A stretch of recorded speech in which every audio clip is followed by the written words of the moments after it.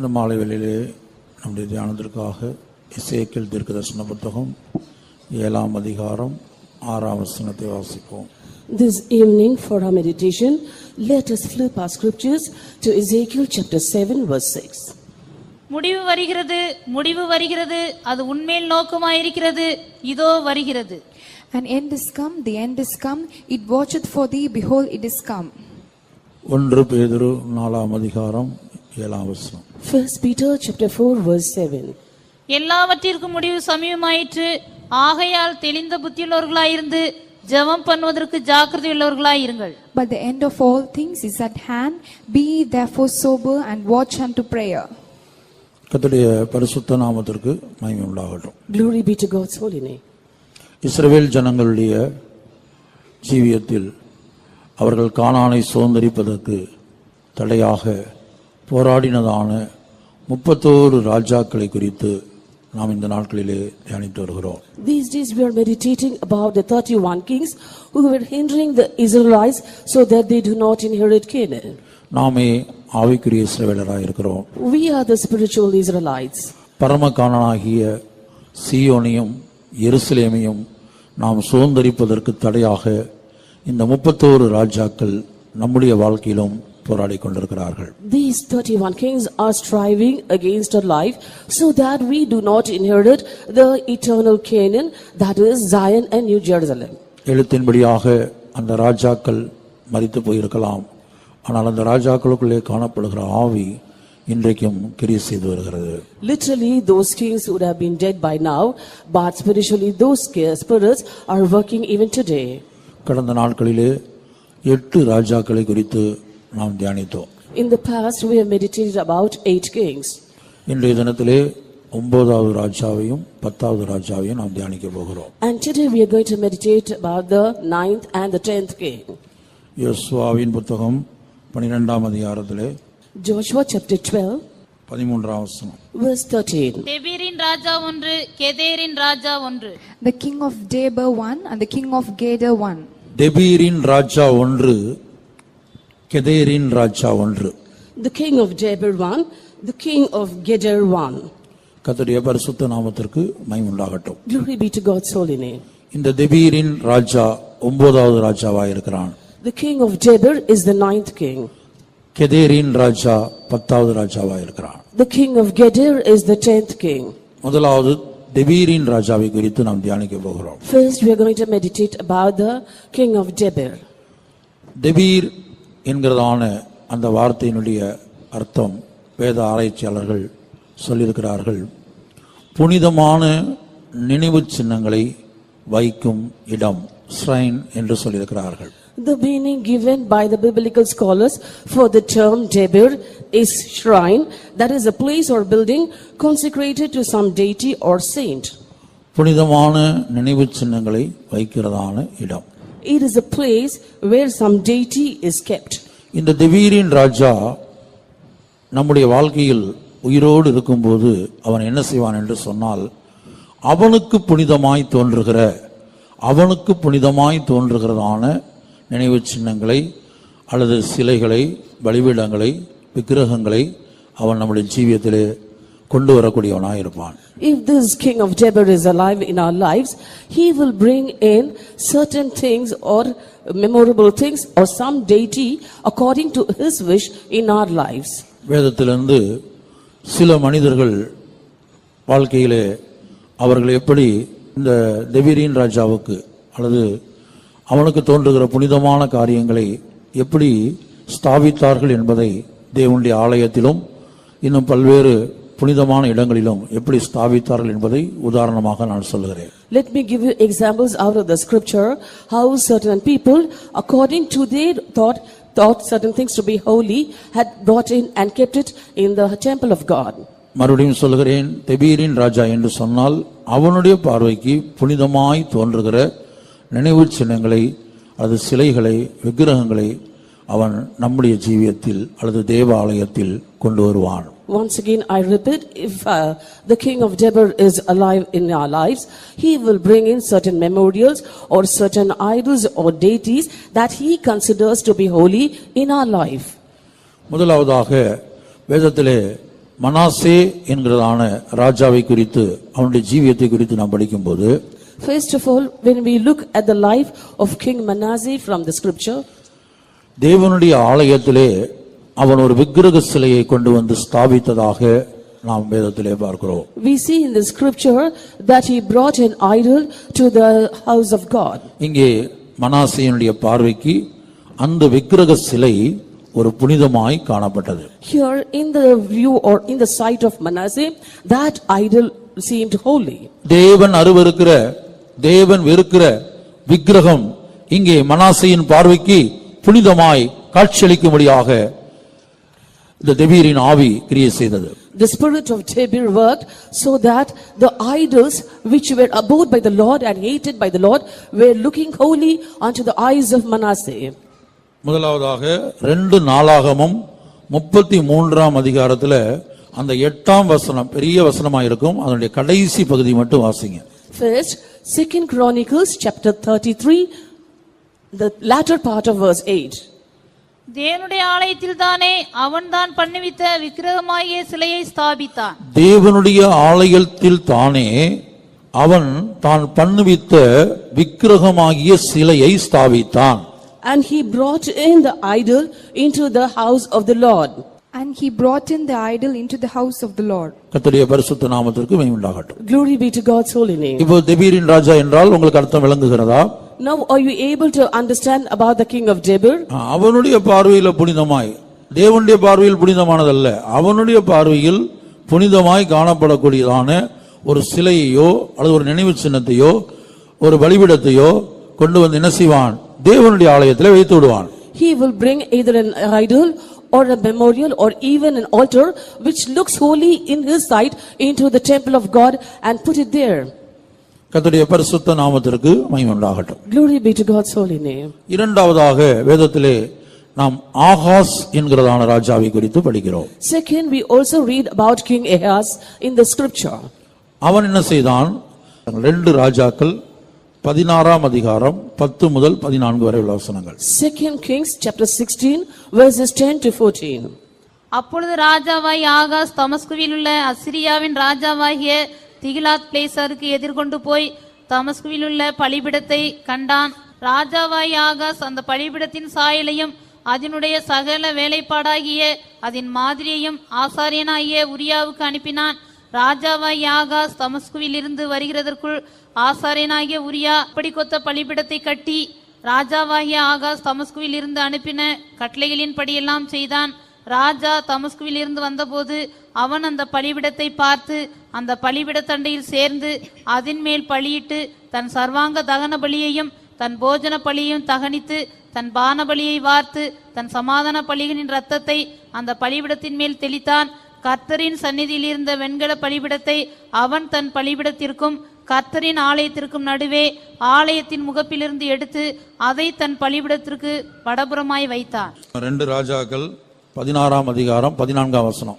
And he brought also the brazen altar which was before the Lord from the forefront of the house from between the altar and the house of the Lord and put it on the north side of the altar. அந்த பலிபீடத்தை தேவனுடைய ஆலயத்தில் ஏற்கனவே காணப்பட்ட வெண்கல பலிபீடத்தை அகற்றிவிட்டு, வெண்கல பலிபீடத்தை தேவனுடைய ஆலயத்தில் ஏற்கனவே வெண்கல பலிபீடம் இருக்கிறது, அந்த வெண்கல பலிபீடத்தை அகற்றிவிட்டு இவன் தான் போன இடத்தில் அது அசீரிய ராஜாக்கள் இடத்துல தமஸ்குவில் கண்டதான அந்த பலிபீடத்தை அதே மாதிரியின்படி ஒன்று செய்து தேவனுடைய ஆலயத்தில் கொண்டு வந்து வைத்து விட்டான். He removed the brazen altar that was in the temple of God and instead placed another altar which he saw in Assyria, that is in Damascus, and he made an altar similar to that and brought it and placed it in the house of God where the brazen altar was. இப்ப தெபீரின் ராஜா என்ன செய்வான் என்பது உங்களுக்கு விளங்குகிறதா? Are you able to understand what the king of Debir will do? தமஸ்குவில போய் அவன் அங்கே கண்ட ஒரு பலிபீடத்தை அதனுடைய மாதிரியின்படி ஒரு பலிபீடத்தை செய்ய சொல்லி ஏற்கனவே தேவனுடைய ஆலயத்தில் காணப்பட்ட அந்த வெண்கல பலிபீடத்தை அகற்றி அதை அப்புறமாய் வைத்துவிட்டு இந்த பலிபீடத்தை அங்கே ஸ்தாபிக்கிறான். When he had been to Damascus, he saw an altar there and was impressed by the pattern, and he ordered the workmen here to make an altar similar to that and placed in the place of the brazen altar in the house of the Lord and put the brazen altar on a side. இனி மூன்றாவதாக ஒரு நபரை குறித்து சொல்லுகிறேன், அந்தியோகியா எபிபானஸ். And third, I'm going to tell you of another person, that is Antiochus Epiphanes. அந்த எபிபானஸ் என்ன செய்தான்? What did that Epiphanes do? தேவனுடைய ஆலயத்திலே அவன் என்ன செய்தான்? பாலாக்கும் அருவருப்பு என்கிற பலிபீடத்தை உண்டாக்கினான். And there he, in the temple of God, he made an altar called the Desolation. கர்த்தருடைய பரிசுத்த நாமத்திற்கு மகிமை உண்டாகட்டும். Glory be to God's holy name.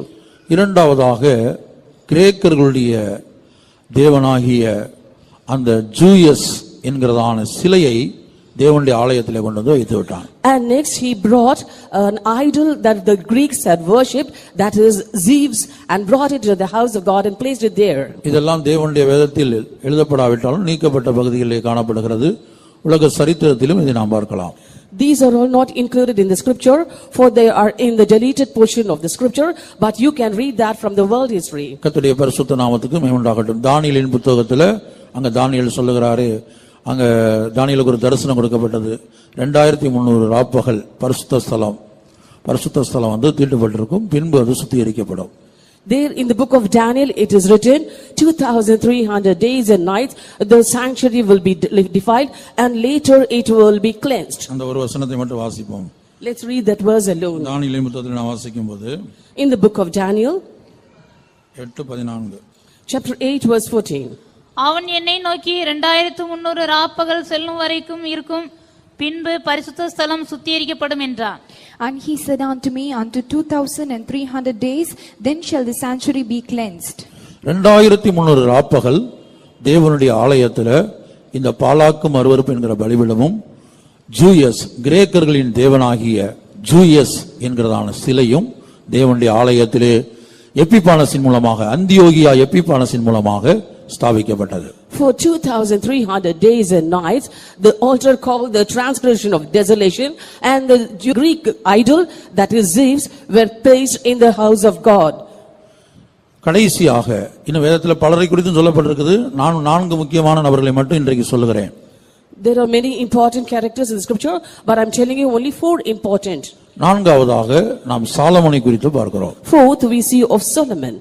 Solomon தன்னுடைய கடைசி நாட்கள் என்ன செய்தான் என்று சொன்னால், அநேக தேவதைகளுக்கு அவன் விக்கிரகங்களை, சிலைகளை செய்து வைத்தான். அதுல பிரதானமாக 4 தேவதைகளுடைய பெயர் சொல்லப்பட்டிருக்கிறது. At the end of the life of Solomon, he had made the images of many goddesses, but 4 important names have been given there. 1 ராஜாக்கள் 11ஆம் அதிகாரம் 5ஆம் வசனம் முதல் வாசிப்போம்.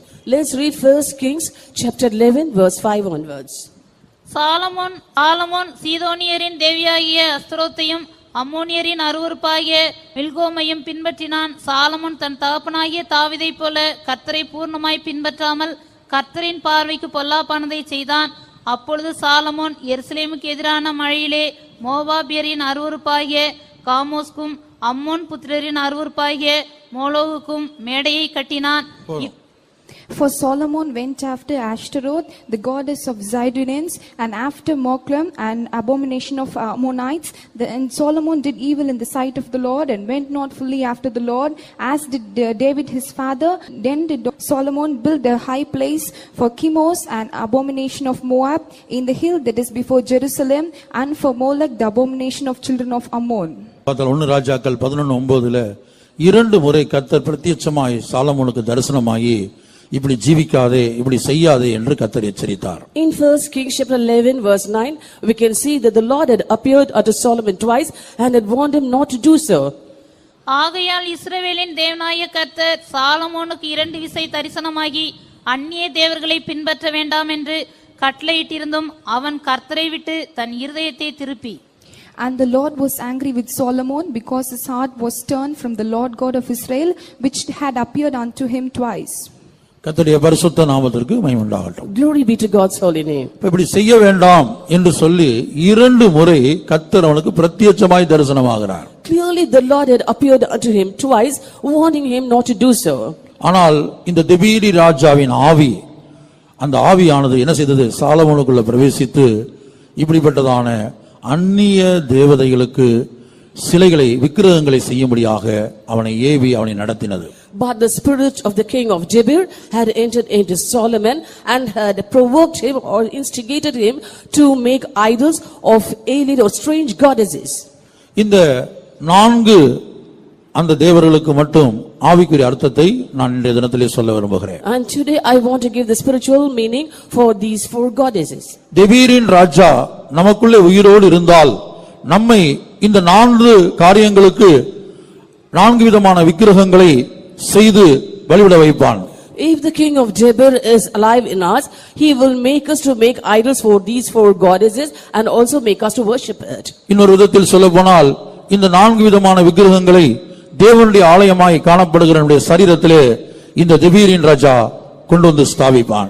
In other words, our body is a temple of the living God, and this king of Debir will bring and establish all these 4 idols in our life. 1 கொரிந்தியர் 3ஆம் அதிகாரம் 16ஆம் வசனத்தின்படி நாம் தான் தேவனுடைய ஆலயம் என்று நாம் பார்க்கிறோம். According to 1 Corinthians chapter 3 verse 16, it is written that our body, that is, we are the temple of the living God. நீங்கள் தேவனுடைய ஆலயமாய் இருக்கிறீர்கள் என்றும் தேவனுடைய ஆவி உங்களில் வாசமாய் இருக்கிறார் என்றும் அறியாதிருக்கிறீர்களா? Know ye not that ye are the temple of God, and that the Spirit of God dwelleth in you?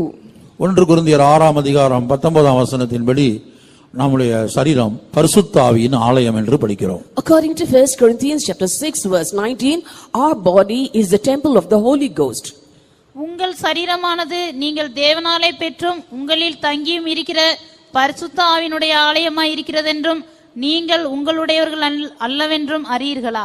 What? Know ye not that your body is the temple of the Holy Ghost, which is in you, which ye have of God, and ye are not your own? கர்த்தருடைய பரிசுத்த நாமத்திற்கு மகிமை உண்டாகட்டும். Glory be to God's holy name. இப்ப நாம் தான் தேவனுடைய ஆலயம். We are the temple of God. இந்த தேவனுடைய ஆலயத்துல தெபீரின் ராஜா என்ன செய்கிறான்? இந்த 4 விதமான விக்கிரகங்களை கொண்டு வந்து ஸ்தாபிக்கிறான்.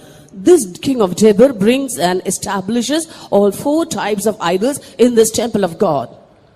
இந்த 4 விதமான விக்கிரகங்கள் நம்முடைய வாழ்க்கையிலே ஸ்தாபிக்கப்படுமானால் தேவனுடைய ஆலயமாய் காணப்படுகிற நம்முடைய வாழ்க்கையில் இந்த 4 காரியங்கள் தான் நமக்கு புனிதமாய் தெரியும். If the 4 idols are being established in our life, we being the temple of God also yet, we may find only those 4 things has to be holy. 1 ராஜாக்கள் 11:5ல முதலாவது நாம் வாசிப்பது சீதோனியரின் தேவியாகிய அஸ்தரோத். In 1 Kings chapter 11 verse 5 we see of the first goddess, that is Ashtaroth, the goddess of the Zidonians. Solomon சீதோனியரின் தேவியாகிய Ashtaroth. Ashtaroth. Ashtaroth என்கிறதான வார்த்தையினுடைய அர்த்தம் என்னவென்று சொன்னால் இன்கிரீஸ் என்று சொல்லியிருக்கிறார்கள். The meaning of the term Ashtaroth is increase. அதற்கு வேத ஆராய்ச்சியில் விளக்கம் கொடுக்கும்போது ஒரு மனிதன் ஐஸ்வரியத்தை அதிகரிக்க பண்ணுவது, பெருக பண்ணுவது.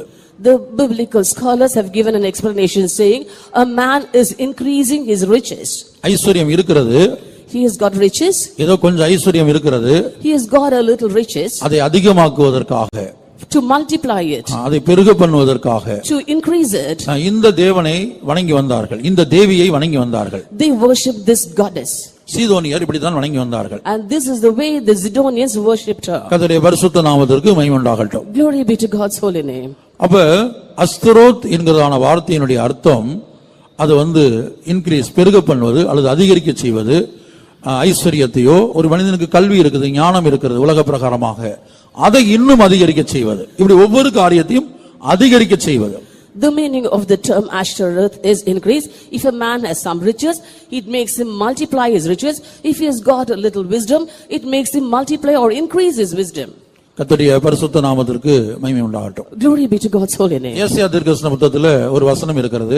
வயலின் மேல் வயலை கூட்டி, வயலின் மேல் வயலை கூட்டி, வீடுகளின் மேல் வீடுகளை கட்டி, மற்றவர்களுக்கு இடமில்லாமல் போக மட்டும் செய்கிறவர்களுக்கு ஐயோ என்று எழுதப்பட்டிருக்கிறது. In the prophetical book of Isaiah there is a verse written, "Oh unto the person who adds and increases his lands and houses after houses." வயலுக்கு மேல் வயலை கூட்டுகிறார்கள், அத பெருக பண்றது. That is, they are multiplying their riches. ஐஸ்வரியத்தின் மேல் ஐஸ்வரியத்தை பெருக பண்ணுகிறது. They are multiplying their riches. வீடுகள், ஒரு வீடு இருந்தா போதாது, இன்னும் வீடுகளுக்கு மேல் வீடு, ஒரு வீடு போதாது, இன்னும் வீடுகளுக்கு மேல் வீடுகளை செய்வது. They aren't content with one house, but they want to increase the number of houses. கர்த்தருடைய பரிசுத்த நாமத்துக்கு மகிமை உண்டாகட்டும். Glory be to God's holy name. ஏசாயா 5:8 Isaiah chapter 5 verse 8. தாங்கள் மாத்திரம் தேசத்தின் நடுவில் வாசமாய் இருக்கும்படி மற்றவர்களுக்கு இடமில்லாமற் போகுமட்டும் வீட்டோட வீட்டை சேர்த்து வயலோட வயலை கூட்டுகிறவர்களுக்கு ஐயோ. Woe unto them that join house to house, that lay field to field, till there be no place, that they may be placed alone in the midst of the earth. நான் வாசிக்கிறோம், Here we read, தாங்கள் மாத்திரம் தேசத்தின் நடுவிலே குடியிருக்கும்படி, so that they alone dwell in the midst of the earth. தாங்கள் மாத்திரம் தேசத்தின் நடுவில் வாசமாயிருக்கும்படி, So that they alone dwell in the midst of the earth. அதேவேளை மற்றவர்களுக்கு இடமில்லாமல் போக மாட்டோம். At the same time without offense to others. வீட்டோடு வீட்டை சேர்த்து They join house to house. வயலோடு வயலை கூட்டுகிறவர்களுக்கு And leave field to field. ஐயோ. Woe unto them. 9ஆம் வசனம். Verse 9. சேனைகளின் கர்த்தர் என் செவி கேட்க சொன்னது மெய்யாகவே அந்த திரளான வீடுகள் பாழாகும், பெரியவைகளும் நேர்த்தியானவைகளுமாகிய வீடுகள் குடியில்லாதிருக்கும். In my ears saith the Lord of hosts, of a truth many houses shall be desolate, even great and fair without inhabitant. 10ஆம் வசனத்திலே அந்த வயலை குறித்து சொல்லப்பட்டிருக்கிறது. பத்தேர் நிலமாகிய. In verse 10 it is written about the field. நிலமாகிய திராட்சை தோட்டம் ஒரே படி ரசம் தரும், ஒரு கிள விதை ஒரு குறுநி விளையும். 10 acres of vineyard shall yield one bath, and seed of one hammer shall yield an ephah. இப்ப அஸ்தரோத் என்றால் உங்களுக்கு விளங்கும் என்று நினைக்கிறேன். I hope by now you would have understood what Ashtaroth means. கர்த்தருடைய பரிசுத்த நாமத்திற்கு மகிமை உண்டாகட்டும். Glory be to God's holy name. இப்ப தெபீரின் ராஜா ஒரு நபருக்குள்ளே அவன் உயிரோடு இருப்பான் என்று சொன்னால் அவன் என்ன செய்வான்னு சொன்னா, வீட்டோட வீட்டை கட்டணும், நிறைய வீடுகளை கட்டணும், நிறைய ஆஸ்திகளை வாங்கணும். இதைத்தான் புனிதமாக என்ன வைப்பான். இந்த நோக்கத்தோட தான் இந்த உலகத்துல ஜீவிக்க வைப்பான். If the king of Debir is alive in a person, the thing that he will do in the person is that he will make them to add house after house and lands after lands, and they will be under the consideration that these are the holy things in life. இயேசு சீக்கிரமாய் வருகிறார். Jesus is coming soon. எப்படியாயிலும் அவரை போல மாற வேண்டும். Somehow I should become like him. விசுவாசத்தின் பூரணத்தை பெற்றுக்கொள்ள வேண்டும். I should be perfect in faith. தேவசித்தத்தின் பூரணத்தை அடைய வேண்டும். I have to become perfect doing the will of God. அன்பின் பூரணத்தை அடைய வேண்டும். I have to achieve perfection in love. ஐயோ, பரிசுத்தத்தில் குறைவுள்ளவனாய் இருக்கிறேனே, நான் அவரை போல பரிசுத்தனாய் மாற வேண்டும். Oh, I am lacking in holiness. I must become as holy as he is. இயேசுவை போல மாற வேண்டும். I have to become like Jesus. இந்த எண்ணம் இல்ல. No such thought.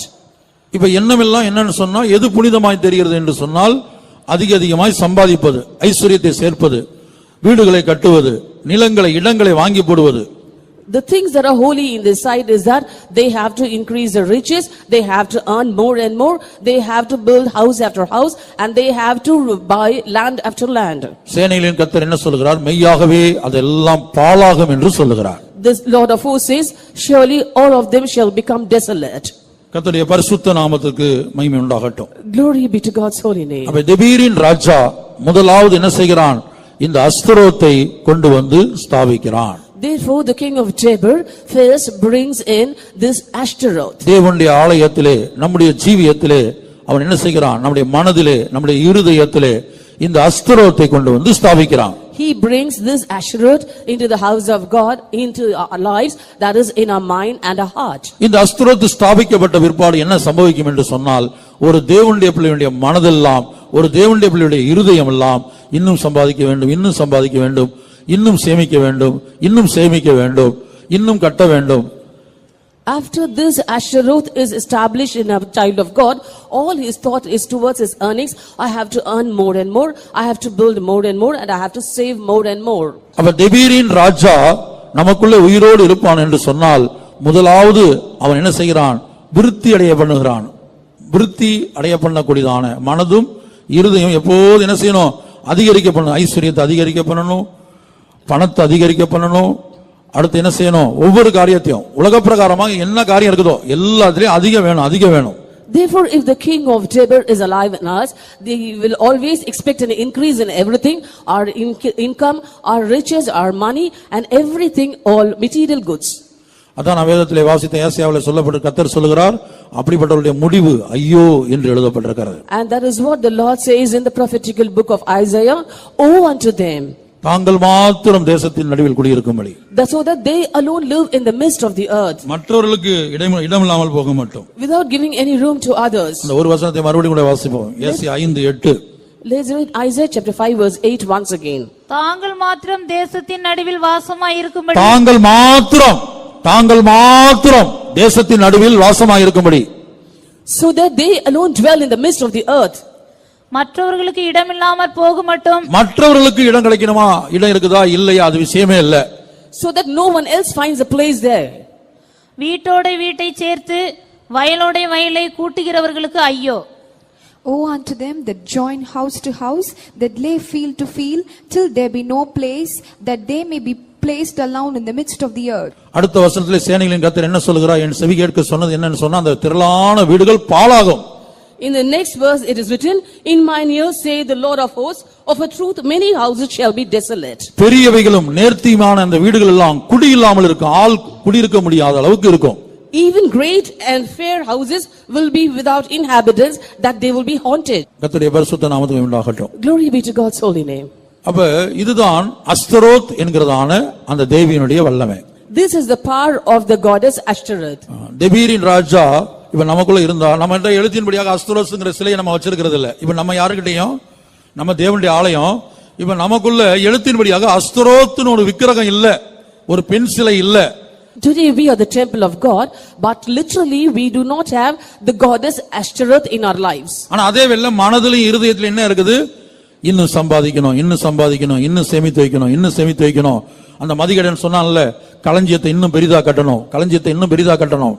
At the same time, in our mind and in our heart, there is a craving to saying, I have to earn more and more, I have to save more and more. As the fool said in the New Testament, that I want to pull down my barns and build bigger ones. கர்த்தருடைய பரிசுத்த நாமத்துக்கு உண்டாகட்டும். 5 set Dress இருக்குது, 10 set Dress இருக்குது, இன்னொரு 10 set எடுக்கணும். ஒவ்வொன்றுல என்ன சொல்ற? ஒவ்வொரு காரியத்திலும் அதிகரிக்க பண்ணுவது. I've got 5 sets of dresses or 10 sets of dresses. I'm not content. I want to take another 5 sets of dresses. In this way, in every matter, they want to be on the increase. சரி, புதுசு வரும்போது இந்த பழசு வேற யாருக்கா கொடுத்துருவோம். அப்படி அல்ல. பழசும் வேணும், புதுசும் வேணும். Okay, when I get new ones, let me give off the old ones to some others. That's not the case. They say, I want both the new ones as well as the old ones. கர்த்தருடைய பரிசுத்த நாமத்திற்கு மகிமை உண்டாகட்டும். Glory be to God's holy name. வீட்ல ஒரு 2 wheeler இருக்கு, 2 2 wheeler இருக்குது, இன்னொரு 2 2 வீலர் வாங்குவோம். ஒரு கார் இருக்கு, இன்னொரு கார் வாங்க. அப்படி ஒவ்வொன்றையும் அதிகரிக்க செய்வது. In the house already there are a couple of 2 wheelers. They are not content with that. I want to get another 2 wheeler, and in the same way I've got a car. They are not content with that. They want to add to it and want the second car. மனது இருதயம் இதான் இடம். இந்த இடத்துல இப்ப என்ன செஞ்சான்? இந்த அஸ்தரோத்தை கொண்டு வந்து உட்கார வச்சிட்டான். எப்போது என்ன மனதிலும் இருதயத்திலும் இதான் ஓடிக்கிட்டே இருக்குது. And in the mind and heart is a place, and is brought and placed at Ashtaroth there, and all the while your mind is grinding over that point. அதுபோல கல்வி, ஞானம், இப்படி உலக பிரகாரமான காரியங்கள் எல்லாவற்றையும் பெருக பண்ணும்படியாக. Similarly, our education, our wisdom, we must get everything in this world on the increase. ஒரு மனிதனுடைய மனது முழுவதும், ஒரு மனிதனுடைய இருதயத்தை முழுவதும் இந்த அஸ்தரோத் அப்படி மாற்றி விடுகிறது. This Ashtaroth converts the mind and heart of a man in this way. Solomon அஸ்தரத்தை வணங்க வேண்டிய அவசியமே இல்லை. There was no need for Solomon to worship Ashtaroth. ஏனென்றால் தேவன், சர்வ வல்லமையுள்ள தேவன் சாலமோனுக்கு வாக்கு பண்ணியிருந்தார். அவர் என்ன சொல்லியிருந்தார்? ஐஸ்வரியத்தையும் ஞானத்தையும் உனக்கு முன்னிருந்தவர்களை பார்க்கலாம், பின்னிருப்பவர்களை பார்க்கலாம் அதிகமாகவே நான் கொடுக்கிறேன் என்று கொடுத்திருந்தார். For the Almighty God had promised Solomon saying, I will give you riches in abundance, so that no one that is before you had been so rich as you are. ஏதோ புறஜாதிகள் அந்த சீதோனியரின் தேவியை வழிபட்டிருக்கலாம், அஸ்தரோத்தை வணங்கி இருக்கலாம். ஆனால் தேவனுடைய மனுஷனாகிய சாலமோன் ஐஸ்வரியத்துக்காக, கல்விக்காக, ஞானத்துக்காக இந்த அஸ்தரோத்தை வணங்க வேண்டிய அவசியம் இல்லை. Maybe the Gentiles could have worshipped this goddess Ashtaroth for money and for their wisdom, but there was no necessity for Solomon to worship Ashtaroth for the sake of money or wisdom or knowledge. சாலமோனுடைய வாழ்க்கையில் இப்படிப்பட்ட பெரிய வீழ்ச்சி எப்படி சம்பவித்தது? How come such a great downfall was found in the life of Solomon? அஸ்தரோத்தை வணங்கக்கூடிய ஸ்திரீகளோடு அவனுக்கு இருந்த ஐக்கியம்தான், வேறுபாட்டின் ஜீவியம் அவன் செய்யாதபடினாலேதான், அவர்களோடு ஐக்கியப்பட்டபடினாலேதான் அவர்கள், அந்த ஸ்திரீகள் இவன் இருதயத்தை வலிவு போக பண்ணினார்கள்.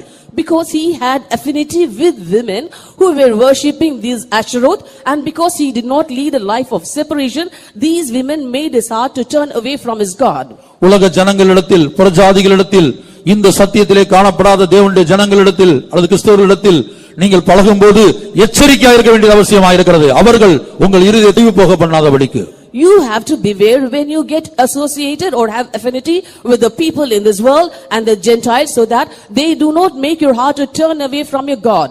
எவ்வளவு பெரிய சாலமோனுக்கு நிகரான நான் ஞானம் படைத்தவன் ஒருவனும் இல்லை என்று ஆண்டவர் சொன்னார். So great was Solomon, for God himself has stated that there is no one who is able to match the wisdom of Solomon's. அப்படி ஒரு ஞானத்தை நான் உனக்கு கொடுக்கிறேன் என்று சொன்னார். He had promised him to give such wisdom. நீ கேளாத ஐஸ்வரியத்தையும் ஆயுசு நாட்களில் நான் உனக்கு கொடுக்கிறேன் என்று சொன்னார். And he also promised him riches and length of days that he didn't ask of the Lord. ஆனால் அப்படிப்பட்ட சாலமோனுடைய முடிவை பாருங்கள். But look at the end of such a Solomon. கர்த்தருடைய பரிசுத்த நாமத்துக்கு மகிமை உண்டாகட்டும். Glory be to God's holy name. 2 முறை ஆண்டவர் பிரத்யட்சமாய் தரிசனமாகியும் இந்த அஸ்தரோத்தின் வல்லமையிலிருந்து சாலமோனால் வெளியே வர முடியவில்லை.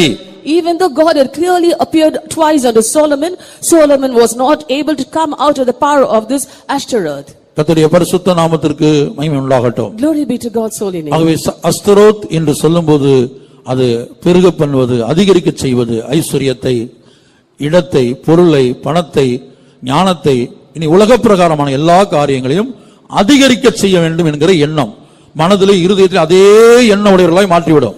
Therefore, when we say of Ashtaroth, that means it's increase. All the while the mind and the heart is towards increasing riches, increasing savings, increasing lands and increasing possessions, including houses. இன்றைக்கு நம்முடைய ஜீவியத்தின் இந்த வசனங்களை கேட்கும் போதே நிதானித்து பார்ப்போம், நம்முடைய மனது எப்படி இருக்கிறது. Today, while we are listening to this word of God itself, we have to examine our lives and find out in what state we are. நம்முடைய மனதிலோ நம்முடைய இருதயத்திலோ இயேசுவை போல மாற வேண்டும், தேவனுடைய சிங்காசனத்துக்கு தகுதியாக வேண்டும், ஒவ்வொரு நாளும் மறுரூபம் அடைய வேண்டும், ஆண்டவரை போல மாற வேண்டும் என்று நம்முடைய மனதிலும் இருதயத்திலும் இந்த எண்ணங்கள் இன்றைக்கு உண்டாயிருக்கிறதா? Have we got the thoughts in our mind and our heart saying that I have to become like Jesus, I have to ascend to the throne of God, and I have to be transformed? இல்லை, அதெல்லாம் ஒரு பக்கம் இருக்கட்டும். இந்த உலகத்தில் என்ன செய்யணும்? நான் ஸ்டெடி ஆகணும், ஸ்ட்ராங்கா என்ன செய்யணும்?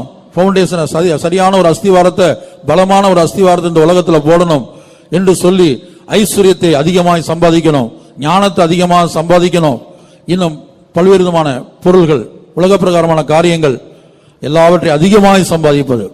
Or are you saying, let all these be on one side, I want to make myself very steady and I want to have a very sure foundation, saying so you are trying to increase your riches, increase your wisdom and also your possessions. சுருக்கமாய் சொல்ல போனால் திருப்தி அடையாத அனுபவம். In short we can say unsatisfied experience. தா என்கிற 2 குமாரத்திகள் அட்டைக்கு உண்டு. The horse leash has got 2 daughters who say give, give. தா என்கிறதான அனுபவம். An experience of always telling give, give. இன்னும் பெற்றுக்கொள்ள வேண்டும், இன்னும் பெற்றுக்கொள்ள வேண்டும். I want to get more, I want to get more. இந்த உலகத்தில் ஏதோ ஸ்தானங்கள் இருக்கிறது. There are positions in this world. ஆனால் அவைகள் போதாது. I'm not content with இன்னும் that. ப்ரமோஷன் கிடைக்க வேண்டும். I want to get promoted again and again. இன்னும் உயர்ந்த நிலையை அடைய வேண்டும். I want to go to lofty positions. இப்படி ஒரு காரியத்திலிருந்து அதிகரிக்க செய்வது, அதிகரிச்சு போக முடியாத எண்ணம். In this way we want always to go on the increase in each and everything. கர்த்தருடைய பரிசுத்த நாமத்திற்கு மகிமை உண்டாகட்டும். Glory be to God's holy name. அப்ப சாலமோன் முதலாவதாக இந்த அஸ்தரோத்துடைய சிலையை ஸ்தாபித்தான். First of all, Solomon brought in and established the idol of Ashtaroth. இரண்டாவதாக அவன் ஸ்தாபித்ததான சிலைக்கு மில்கோம் என்று பெயர் கொடுக்கப்பட்டிருக்கிறது. And the name of the second idol that he had established is Milcom. மில்கோம் என்கிறதான வார்த்தைக்கு அசெண்ட் த்ரோன், அதாவது ஒரு சிங்காசனத்துல ஏற வேண்டும் என்கிறதான எண்ணம். The meaning of the term Milcom is ascend to the throne. கர்த்தருடைய பரிசுத்த நாமத்துக்கு மகிமை உண்டாகட்டும். Glory be to God's holy name. எப்படியாயிலும் ஒரு உயர்ந்த பதவி அடைய வேண்டும். Somehow I must gain the top slot. சாதாரண காரியங்கள் போதாது. I will not be content with ordinary things. எப்படியாயிலும் ஒரு உயர்ந்த பதவி அடைய வேண்டும். I must get the highest position. உலகத்துல ஒரு உயர்ந்த பதவி, உலக பிரகாரமாக ஒரு உயர்வை அடையும்படியாக போராடுவது, மனதும் இருதயமும் எப்போதும் அதே எண்ணம், அதே சிந்தையாய் மாறுவது. Striving so that we get the highest position in the world and our mind and heart are always centered towards that. தேவனுடைய சிங்காசனத்துக்கு உயர்த்தப்பட வேண்டும் என்கிற எண்ணம் இல்ல. We do not have the thought that we should be lifted to the throne of God. புதிய எருசலேமாய் சீயோனாய் மாற வேண்டும் என்கிற சிந்தை போய்விட்டது. Now the thought that we have to become New Jerusalem and Zion has departed. பூமியிலே காணப்படுகிற ஒரு சிங்காசனம், பூமியிலே காணப்படுகிற ஒரு உயர்ந்த ஸ்தானம், அதை அடையும்படியாக மனதும் இருதயமும் எப்போதும் துடித்துக் கொண்டிருக்கிறது. A throne that is found on the earth and the highest position that can be got on this earth, our heart and our mind are always craving for that. கர்த்தருடைய பரிசுத்த நாமத்துக்கு மகிமை உண்டாகட்டும். Glory be to God's holy name. அப்ப ஆவிக்குரிய பிரகாரமாக பரலோகத்திலே பல கிரீடங்கள் இருக்கிறது, பரலோகத்திலே சிங்காசனம் இருக்கிறது, பரலோகத்திலே மகிமை இருக்கிறது. Spiritually there are many crowns in heaven, there is a throne in heaven and also there are glories in heaven. பரலோகத்திலுள்ள மகிமை அடையும்படியாக, பரலோகத்திலுள்ள கிரீடங்களை பெற்றுக்கொள்ளும்படியாக, பரலோகத்திலுள்ள சிங்காசனத்தை சுதந்திரித்துக் கொள்ளும்படியாக இந்த மனதும் இருதயமும் இப்போது தவிப்பதில்லை. ஏனென்றால் தெபீரின் ராஜா உயிரோடு இருக்கிறான். Now this mind and heart do not yearn to receive the crowns and the glories in heaven and also to ascend to the throne of God in heaven, because this king of Tibur is alive in our lives. அவன் என்ன செய்கிறான்? உயிரோடு இருக்கிறபடினால பூமிக்குரிய பிரகாரமாக காணப்படுகிற, இப்ப சபைக்கு போனா சபையில ஒரு ஸ்தானம். And he, according to this world, he makes us think, suppose we go to the church, we expect some good position in the church. அவன் படிக்கிற இடத்துல இருந்தால் அங்க ஒரு ஸ்தானம். In the place where we study, we expect some good position. இல்ல எங்கேயாவது ஒரு அபார்ட்மெண்ட்ல போய் வாடகை குடியிருப்பாங்க, அங்க ஒரு இருக்கும், அங்க ஒரு செக்ரட்டரி போஸ்ட் இருக்கும், அங்க ஒரு காரியம் இருக்கும், அதுல போய் தலையிட்டு இருப்பாங்க.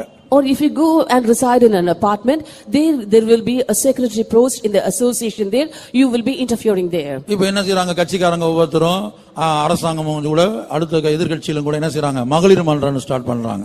அதுல தலைவர், செயலாளர், பொருளாளர். And now in political parties, the ruling party as well as the opposition party have begun women's forum, and there you expect the post of a secretary or a treasurer. அதுபோல வேலை பார்க்கிற இடத்துல உயர்ந்த ஸ்தானம், உயர்ந்த பதவி. Similarly, in the place where you work, you expect a high post. கர்த்தருடைய பரிசுத்த நாமத்துக்கு மகிமை உண்டாகட்டும். Glory be to God's holy name. எப்படியாவது ஜிஎம் போஸ்ட் பிடிக்கணும். Somehow I must become the GM. ஒவ்வொரு காரியமும் In this way, everything. அதாவது பூமிக்குரிய பிரகாரமாக ஒரு உயர்ந்த சிங்காசனத்துல, ஒரு உயர்ந்த ஆசனத்துல, உயர்ந்த ஸ்தானத்துல ஏறும்படியாக எப்போதும் மனதையும் இருதயத்தையும் சிந்திக்க வைத்து, தியானிக்க வைத்து அந்த இடத்துக்கு கொண்டு வந்துருவான்.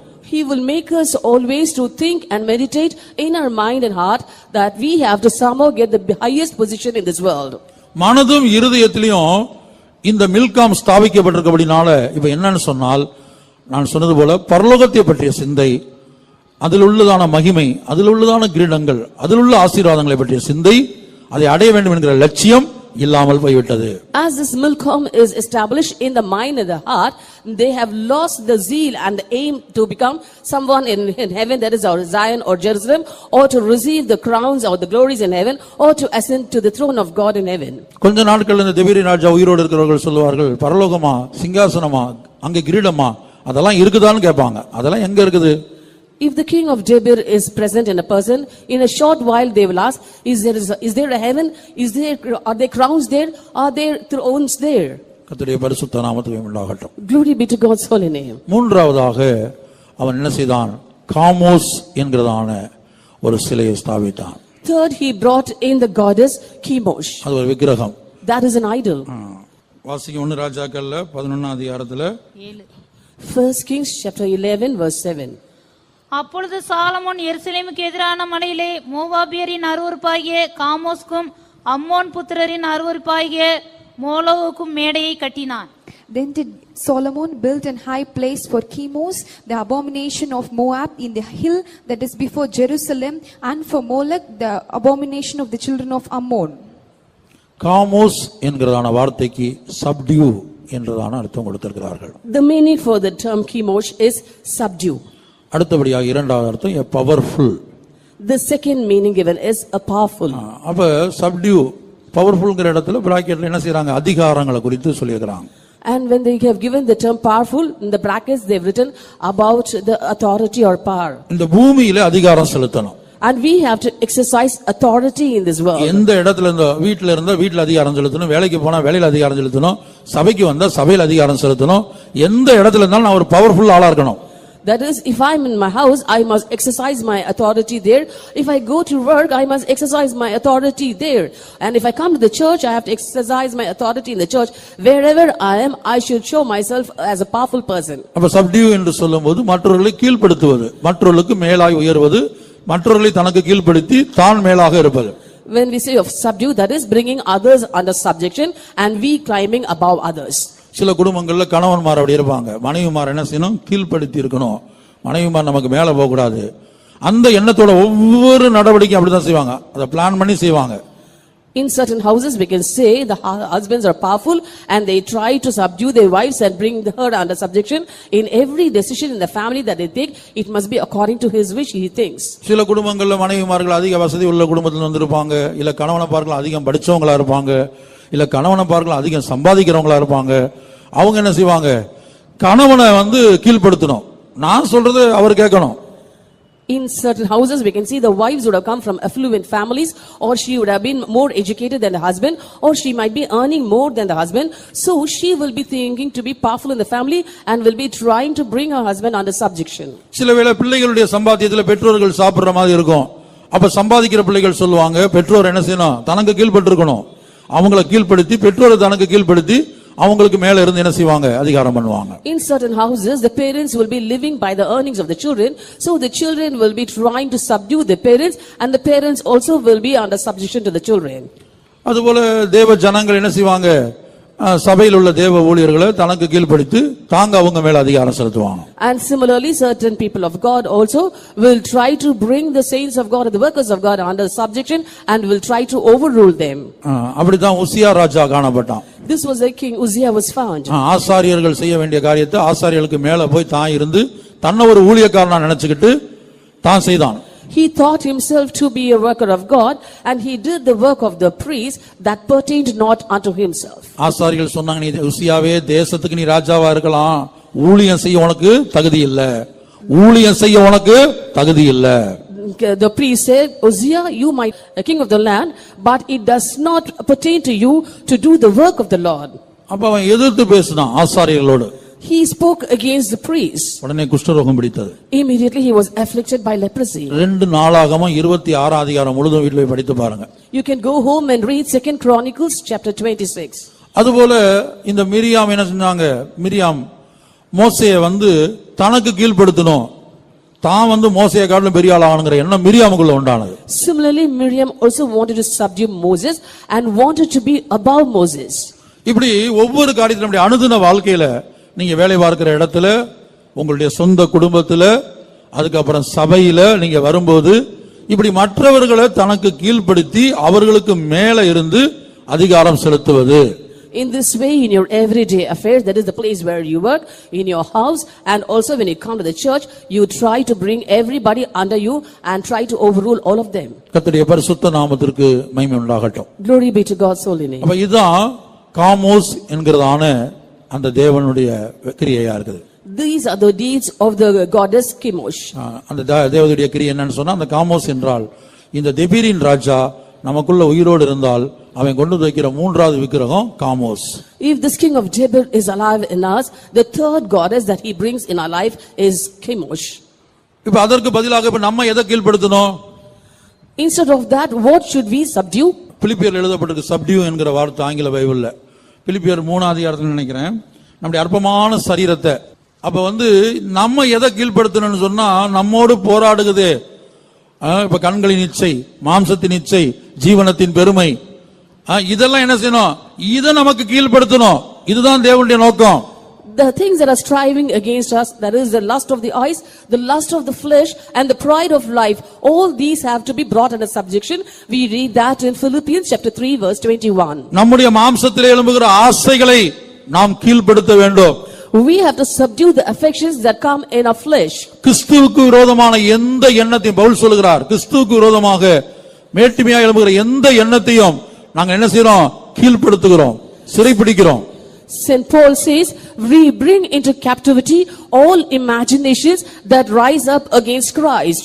மாம்சத்தில் எழும்புகிற ஆசைகள், all the lusts and affections in the flesh, கண்கள்ல உண்டாகிற இச்சைகள், the lust of the eyes, மனதில உண்டாகிற அசுத்த எண்ணங்கள், all the filthy thoughts in our mind, சரீரத்தில் உண்டான பொல்லாத கிரியைகள், all the evil deeds found in the body. இதையெல்லாம் கீழ்ப்படுத்துவதற்கு பதிலாக இதைத்தான் சப்டியூ பண்ணணும், இதை கீழ்ப்படுத்தணும், இதன் மேல நம்ம அதிகாரம் செலுத்தணும். இதுக்கு தான் கர்த்தர் நம்மை தெரிந்தெடுத்தார். The Lord has chosen us so that we subdue all these things. அந்த பிலிப்பியர் 3:21. Philippians 3:21. அவர் எல்லாவற்றையும் தமக்கு கீழ்ப்படுத்திக் கொள்ளத்தக்க தம்முடைய வல்லமையான செயலின்படியே நம்முடைய அற்பமான சரீரத்தை தம்முடைய மகிமையான சரீரத்திற்கு ஒப்பாக மறுரூபப்படுத்துவார். Who shall change a vile body, that it may be fashioned like unto his glorious body, according to the working whereby he is able even to subdue all things unto himself. Subdue all things. Subdue all things. அதாவது என்னன்னு சொன்னா நம்மோடு போராடுகிற இயேசு என்ன செய்தார்? இயேசு எல்லாவற்றையும் தனக்கு கீழ்ப்படுத்தினார். Jesus brought everything under his subjection. உலகம், மாம்சம், பிசாசு, world, flesh and Satan. எதுவுமே இயேசுவை மேற்கொள்ள முடியல. Nothing could overcome Jesus. எல்லாவற்றையும் அவர் தனக்கு கீழ்ப்படுத்தினார். He brought everything under him. கர்த்தருடைய பரிசுத்த நாமத்துக்கு மகிமை உண்டாகட்டும். Glory be to God's holy name. நாமும் கூட என்ன செய்யணும்? இயேசுவை போல என்ன செய்ய வேண்டும்? What should we also do to be found like Jesus? உலகத்தை நம்மளுடைய பாதங்களுக்கு கீழ்ப்படுத்தணும். We have to bring this world under our feet. உலக காரியங்கள்ல லௌகிக காரியங்கள் நமக்கு வரக்கூடிய ஆசைகள், இச்சைகள், உலக நாகரிகம், உலக வேஷம், இப்படிப்பட்ட காரியங்கள் எல்லாம் நமக்கு கீழ்ப்படுத்தணும். All the lusts and affections, the fashions of this world and the pomp of this world, all should be brought underfoot. உலகத்தின் அசுத்தங்கள், all the filthiness in this world, உலகத்தின் வழிபாடுகள், the traditions of this world, உலகத்தின் கரைகள், all the stains of this world, எல்லாவற்றையும் நமக்கு கீழ்ப்படுத்தணும். we have to bring everything under us. கர்த்தருடைய பரிசுத்த நாமத்துக்கு உண்டாகட்டும். Glory be to God's holy name. அதுபோல மாம்சத்தில் எழும்பக்கூடிய காரியங்கள், Similarly, the things that are found in the flesh, பெருமை, pride, கோபம், anger, வைராக்கியம், zeal, சண்டை, quarrel, பிரிவினை, divisions, இப்படிப்பட்ட சுபாவங்களை எல்லாம் நமக்கு கீழ்ப்படுத்தணும். we have to bring all these under subjection. கர்த்தருடைய பரிசுத்த நாமத்துக்கு மகிமை உண்டாகட்டும். Glory be to God's holy name. சுயம், Self, இது நமக்கு கீழ்ப்படுத்தணும். we have to subdue that. இதை கீழ்ப்படுத்துற எண்ணம் இப்போது போய்விட்டு இப்ப என்னன்னா உலக பிரகாரமாக மனிதர்களை வேலை எங்க இருக்கிறோமோ அந்த இடத்துல, அது சபைனா சபை, வீடுனா வீடு, வேலை பார்க்கிற இடம்னா வேலை பார்க்கிற இடம், இல்ல சொசைட்டில போயிட்டு வர்ற இடம், கொஞ்ச நேரம் ஒரு இடத்துக்கு போயிட்டு வருவோம், அந்த இடத்துலயும் போய் மற்றவங்களை நமக்கு கீழ்ப்படுத்த நினைப்போம். And instead of thinking or having a desire to bring under subjection all these things in our life, when we go out, we try to subdue the people whom we find there, or when we come to church, we try to overrule everybody, or if it is in the family, we try to bring everybody under control, and also in the place where we work, we try to bring others under our subjection. தெபீரின் ராஜா கொண்டு வந்து ஸ்தாபிக்கிறதான 4 விக்கிரகங்களின் அர்த்தத்தை சொல்லிக் கொண்டிருக்கிறேன். I'm giving you the meaning of the 4 goddesses that has been brought in and installed by the king of Debir. இப்ப காமோஸ் என்கிறதான விக்கிரகம் எழுத்தின்படியாக நம்முடைய ஜீவியத்தில் இல்லாமல் இருக்கலாம். Literally, that idol Chemosh may not be found in our lives. ஆனால் மற்றவர்கள் மேல் அதிகாரம் செலுத்தி மற்றவர்களை கீழ்ப்படுத்தி மற்றவர்களை அடிமைப்படுத்தி வைத்திருக்கிறதான சுபாவம் நமக்குள் இல்லையா? But don't we have the nature of exercising authority over others, subduing others and bringing others under our bondage? கர்த்தருடைய பரிசுத்த நாமத்திற்கு மகிமை உண்டாகட்டும். Glory be to God's holy name. கடைசியாக 4வது மோலோகு என்று நாம் பார்க்கிறோம். Finally, the 4th idol is Molech. மோலோகு. Molech. அப்ப இந்த மில்காமும் மோலோகும் ஏறக்குறைய ஒரே அர்த்தத்தில் தான் சொல்லப்பட்டிருக்கிறது. Milcom and Molech have more or less the same meaning. அப்ப மோலோகு என்கிற வார்த்தைக்கு தனியாக ராஜா என்று அர்த்தம், கிங் என்று அர்த்தம் கொடுத்திருக்கிறார். They have given another meaning also for the term Molech, that is a king. கர்த்தருடைய பரிசுத்த நாமத்துக்கு மகிமை உண்டாகட்டும். Glory be to God's holy name. ராஜாவை போல ஆக நினைப்பது, that is desiring to become like a king, அல்லது உலக பிரகாரமான காரியங்கள்ல ஒரு ராஜாவா இருப்பது, or being a king in worldly things. ராஜா என்றால் ஆளுகை செய்கிறவன். When we say of a king, a ruler is he. அதான் உலக பிரகாரமான காரியங்கள்ல ஒரு ஆளுகை செய்ய வேண்டும். That is, he has to rule all the things in this world. ஆனால் நாம் எதை ஆளுகை செய்ய முடிய அழைக்கப்பட்டிருக்கிறோம்? But what should we rule and for what have we been called? எல்லா வல்லமைகளையும், உலக பிரகாரமான எல்லா வல்லமைகளையும், எல்லா பிசாசின் வல்லமைகளையும் ஆளுகை செய்யும்படியாக நாம் அழைக்கப்பட்டிருக்கிறோம். We have been called to rule over all the powers in this world and the powers of Satan. கர்த்தருடைய பரிசுத்த நாமத்துக்கு மகிமை உண்டாகட்டும். Glory be to God's holy name. ஆகவே இந்த தெபீரின் ராஜா யாருக்குள்ளே வாசம் பண்ணுகிறானோ அவன் என்ன செய்வான்? தேவனுடைய ஆலயத்துல அல்லது முக்கியமான ஸ்தானத்துல, மகா பரிசுத்த ஸ்தலத்துல, இப்படிப்பட்ட முக்கியமான இடங்கள் அல்லது பரிசுத்த ஸ்தலத்துல முக்கியமான இடங்கள்ல என்ன செய்வான்? தனக்கு புனிதமாய் தோன்றுகிற அந்த விக்கிரகங்களை கொண்டு வந்து வைத்து விடுவான். Therefore, if the king of Debir is alive in us, he will bring in and establish the idols which he considers to be holy in the house of God, that is in the important places like the most holy place and the holy place. ஓரளவுக்கு உங்களுக்கு புரிந்திருக்கும் என்று எண்ணுகிறேன். I think by now you would have understood a bit. முதலாவதாக அஸ்தரோத்தை குறித்து நாம் பார்த்தோம். First we saw about Ashtaroth. இந்த அஸ்தரோத் என்கிறதான அந்த விக்கிரகம் நமக்குள்ளே இந்த தேவனுடைய ஆலயத்துக்குள்ளே இருக்குமானால் நம்முடைய மனதும் இருதயமும் எப்போது என்ன செய்யணும்னா இன்னும் அதிகரிக்க செய்யணும். ஐஸ்வர்யத்தை, பணத்தை, பொருளை, வஸ்திரத்தை, எல்லா பொருள்களையும் இன்னும் அதிகரிக்க செய்யணும், இன்னும் அதிகரிக்க செய்யணும் அப்படிங்கிற எண்ணம் தான் உண்டாகும். போதும் என்கிற மனது தான் தேவ பக்தி. வேதம் சொல்கிறது போதும் என்கிற மனது தான் தேவ பக்தி. That is, if the goddess Asheroth is being installed in our lives, that is in our mind and heart, we will always try to increase everything in every possible way, maybe our riches or houses or wisdom or anything in this world. We won't be content with anything. That is what the scripture says. Godliness with contentment is great gain. 1 தீமோத்தேயு 6ஆம் அதிகாரம் 6ஆம் வசனத்துல படிக்கிறோம், போதும் என்கிற மனது நமக்கு தேவை. In 1 Timothy chapter 6 verse 6 we read that we need a contented heart. 6 லிருந்து 8 வரைக்கும் வாசிங்க. Let's read from verses 6 to 8. போதும் என்கிற மனதுடனே கூடிய தேவ பக்திய மிகுந்த ஆதாயம் உலகத்திலே நாம் ஒன்றும் கொண்டு வந்ததுமில்லை, இதிலிருந்து நாம் ஒன்றும் கொண்டு போவதுமில்லை என்பது நிச்சயம். உண்ணவும் உடுக்கவும் நமக்கு உண்டாயிருந்தால் அது போதும் என்றிருக்க கடவோம். Verses 6 to 8. But godliness with contentment is great gain, for we brought nothing into this world, and it is certain we can carry nothing out, and having food and raiment, let us be there with content. அடுத்த வசனத்துல ஐஸ்வர்யவானாக விரும்பாத, பணாசை வேண்டாம் இப்படிலாம் எழுதப்பட்டிருக்கிறது. In the following verses it is written, do not try to be rich and you should not have the love of money. அதான் அஸ்தரோத்து இருந்தா ஐஸ்வர்யவானாக விரும்பும். That is, if the Ashtaroth goddess is inside the heart, we would like to become rich. அஸ்தரோத்து இருந்தால் பணாசையை கொண்டு வந்துட்டே இருக்கும். And if Ashtaroth is present there, he will be bringing in the love of money. ஆனா தேவ பக்தி என்ன? உண்ணவும் உடுக்கவும் இருக்குதா போதும். But what is godliness? We must be content with what we have to eat and to clothe on. அதுதான் தேவ பக்தி என்று எழுதப்பட்டிருக்கிறது. It is written that that is godliness. ஆனா இந்த தெபீரின் ராஜா என்ன செய்கிறான்? அஸ்தரோத்தை கொண்டு வந்து தேவனுடைய ஆலயத்துல வைத்து அவன் என்ன செய்கிறான்? பணாசையும் இன்னும் ஐஸ்வர்யவானாக மாற வேண்டும், இன்னும் நிறைய என்ன செய்யணும்? ஞானத்தை சம்பாதிக்கணும், கல்வியை இன்னும் நிறைய எல்லாம் அதிகம் இந்த எண்ணத்தை கொண்டு வருகிறான். மனது ஃபுல்லா அப்படி மாற்றி விடுகிறான். But if the king of Debir is present in us, he brings and installs Asheroth in the temple of God, and he brings us love of money and the love towards riches and towards increasing our knowledge, and always makes us to crave to increase everything that we have in this world. இரண்டாவது மில்கோமை கொண்டு வந்து தெபீரின் ராஜா வைக்கிறான். Second king of Debir brings in Milcom. அப்படிப்பட்டவர்களுடைய மனது இருதயம் எல்லாம் ஒரு உயர்ந்த ஸ்தானத்தை இந்த பூமியில் அடைய வேண்டும், எப்படியாவது ஒரு உயர்ந்த ஸ்தானத்தை அடைய வேண்டும் என்கிற எண்ணத்தோடு கிரியை செய்ய ஆரம்பித்துவிடும். And the minds of such people will always be trying hard to reach the highest spot in this world. மூன்றாவதாக காமோஸ். And third is Chemosh. காமோஸ் என்று சொன்னால் மற்றவர்களை அடக்கி ஆள்வது, மற்றவர்களை கீழ்ப்படுத்துவது. When we see of Chemosh, it is subduing others or bringing others under subjection. எல்லாரும் எனக்கு கீழே தான் இருக்கணும், நான் அவங்களுக்கு மேல இருந்து அதிகாரம் செலுத்தணும். Everyone should be below me and I should be above them. நான்காவதாக மோலோகு. And fourth is Molech. ஆளுகை செய்கிற அனுபவம், ராஜா. It's king, that is the experience of ruling பூமிக்குரிய பிரகாரமாக. according to this world. ஆகவே இப்படிப்பட்டதான அனுபவங்களை இந்த தெபீரின் ராஜா நமக்குள்ளே கொண்டு வந்து வைத்து விடுகிறான்.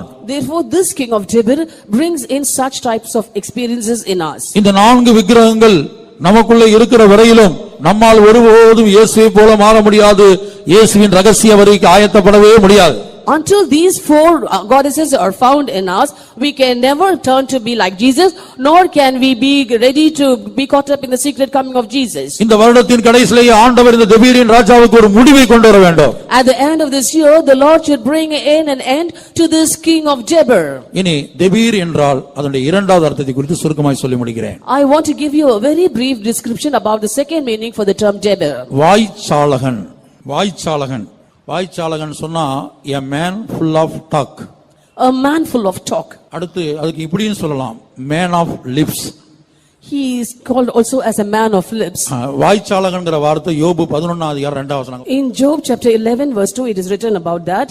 ஏராளமான வார்த்தைகளுக்கு உத்தரவு சொல்ல வேண்டாமோ, வாய்ச்சாலகன் நீதிமானாய் விளங்குவானோ? Should not the multitude of words be answered, and should a man full of talk be justified? A man full of talk. A man full of talk. வாய்ச்சாலகன் சொன்னா வாய் சாமர்த்தியமா பேசுறது. He is a man full of talk. இன்னொரு அர்த்தத்துல சொல்லப்பட்டிருக்கு, பலன்னு பேசிக்கிட்டே இருப்பாங்க. தாம் பேசுறது திறமையா பேசுறோம், சாமர்த்தியமா பேசுறோம் நினைச்சுக்கிட்டு பேசிக்கிட்டே இருப்பாங்க. பேச்சுல காரியத்தை சாதிக்கணும். In other words, they will be talking a lot and trying to establish a supremacy by that. ஆனா வேதம் என்ன சொல்லுகிறது? But what does the scripture say? பேச்ச குறை. Reduce your talk. ஒரு ஃபேக்டரியில போய் பாத்தீங்கன்னா சொன்னா போட்டிருப்பாங்க, எழுதி போட்டிருப்பாங்க, பேச்சை குறை, உற்பத்தியை பெருக்கு. In the factories, we can see it is written that reduce your talk and increase your production. சொற்களின் மிகுதியில் பாவம் இல்லாமல் போகாதுன்னு வேதம் சொல்லுகிறது. Scripture says, in the multitude of words there wanteth not sin. அப்ப a man of full of talk மாத்திரமல்ல, man of lips என்கிற ஒரு அர்த்தமும் கொடுக்கப்பட்டிருக்குது. அதாவது அதிக உதடுகள் உள்ளவன். நேற்றைக்கு ஒரு பேச்சு, இன்றைக்கு ஒரு பேச்சு, நாளைக்கு ஒரு பேச்சு. It is not only a man full of talk, but it can also be told as a man full of lips. That is, he has one word today and another word yesterday, and there will be another word tomorrow. கர்த்தருடைய பரிசுத்த நாமத்துக்கு உண்டாகட்டும். Glory be to God's holy name. நேற்றைக்கு ஒரு வார்த்தை சொல்லுவாங்க. Yesterday they would have spoken something. என்னங்க நேற்றைக்கு இந்த காரியத்தை இப்படி சொன்னீங்களேன்னு கேட்டா அதை மாத்தி என்ன செய்வாங்க, இது அப்படி சொல்லல, நான் இந்த மீனிங்ல நான் சொன்னேன் அப்படின்னு திறமையா பேசுற மாதிரி பேசுவாங்க. And when we ask them, today they'll be giving another version. When we ask them, why did you speak so yesterday, but today you've changed it? They will say, I did not mean this, but I meant it the other way. சர்வ வல்லமையுள்ள கர்த்தரே அப்படி பேசின சிலரை குறித்து நான் உதாரணம் சொல்லி முடிக்கிறேன். I will give you certain examples of certain people who have spoken so to the Almighty God itself. ஆதாம் தேவனுடைய பிரமாணத்தை மீறி விட்டான்.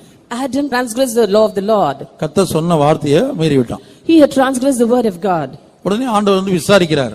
Immediately the Lord came to inquire. அப்ப என்ன சொல்லிருக்கணும்? What should he have told? ஆண்டவரே, நான் தெரியாம செஞ்சிட்டேன், என்னை மன்னிச்சிடுங்க ஆண்டவரே. He should have told, Lord, it's my mistake, please pardon me. நீங்க புசிக்க கூடாதுன்னு சொன்னீங்க, நான் மீறி புசிச்சிட்டேன், என்னை மன்னிச்சிடுங்க.